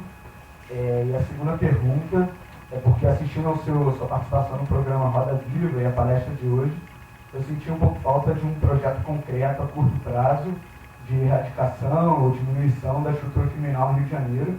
Se esse projeto ele é apenas por parte de transparência do poder público ou do poder físico. Vamos lá. Primeiro que o funk não tem nada a ver com crime. Aliás, exatamente por isso que eu fiz um projeto reconhecendo o funk como uma característica cultural do Rio. E eu não estou discutindo quem gosta ou quem não gosta do funk. Né? Eu não estou discutindo quem escuta ou quem não escuta o funk. Eu estou discutindo que o funk é uma manifestação cultural do Rio de Janeiro. Né? Ponto. E quem diz isso não sou eu, quem diz isso é a história cultural do Rio de Janeiro. Se a gente gosta, se a gente não gosta, não, mas esse ritmo, isso é uma outra história. Não estou discutindo isso.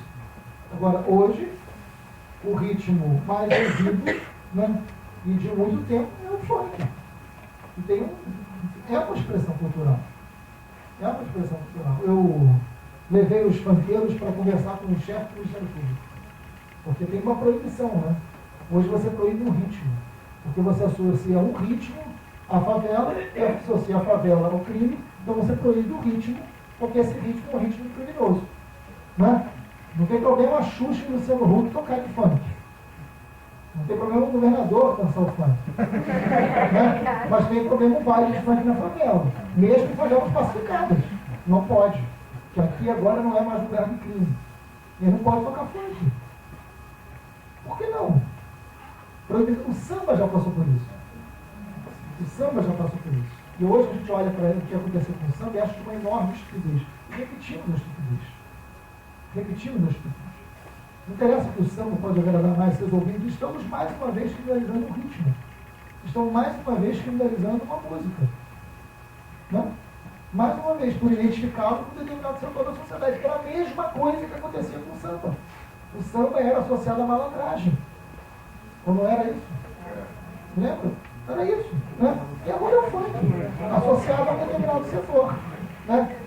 Então, o reconhecimento do funk como manifestação cultural é porque eu acho que é uma manifestação cultural. Eu levei eles para conversar, eu ia contar isso para eles, eu levei eles para conversar com o chefe do Ministério Público.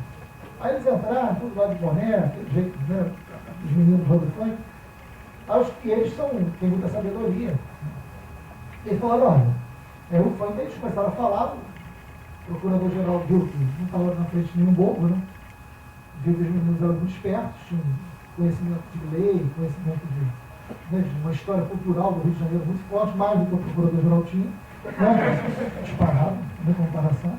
E aí o procurador tentou ser simpático e falou, não, olha, vou falar um negócio para vocês, outra festa que tem nos promotor, porque tinha uma proibição de promotor, toda a festa do Ministério Público de encerramento no final do ano sempre acaba com funk, o pessoal se acaba. Eu falei, doutor? Né? Que bacana, mas na hora desse funk, o pessoal se acabar na favela, não pode. Porque vocês não deixam. Por que não pode? Por que não pode? Está vendo como é uma questão de direito? É isso, né? Então o funk tem que ser. O funk precisa ser debatido na Secretaria de Cultura, não na Delegacia de Polícia. Eu quero debater o funk na Secretaria de Cultura. Eu quero debater o funk, não pode ter o barulho a partir de fazer, então tem que ter o isolamento acústico, vamos construir isso. Beleza. Beleza. Eu vou discutir isso na Secretaria de Cultura. Eu não vou discutir o funk na Delegacia de Polícia. Né? Porque o funk no Vivo Rio pode.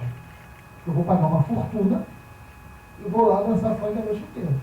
Mas o funk... Eles falavam que as letras eram que estimulavam ao crime. Esse é que é o problema aqui, né? Olha, tem... Não estou criticando o funk, não.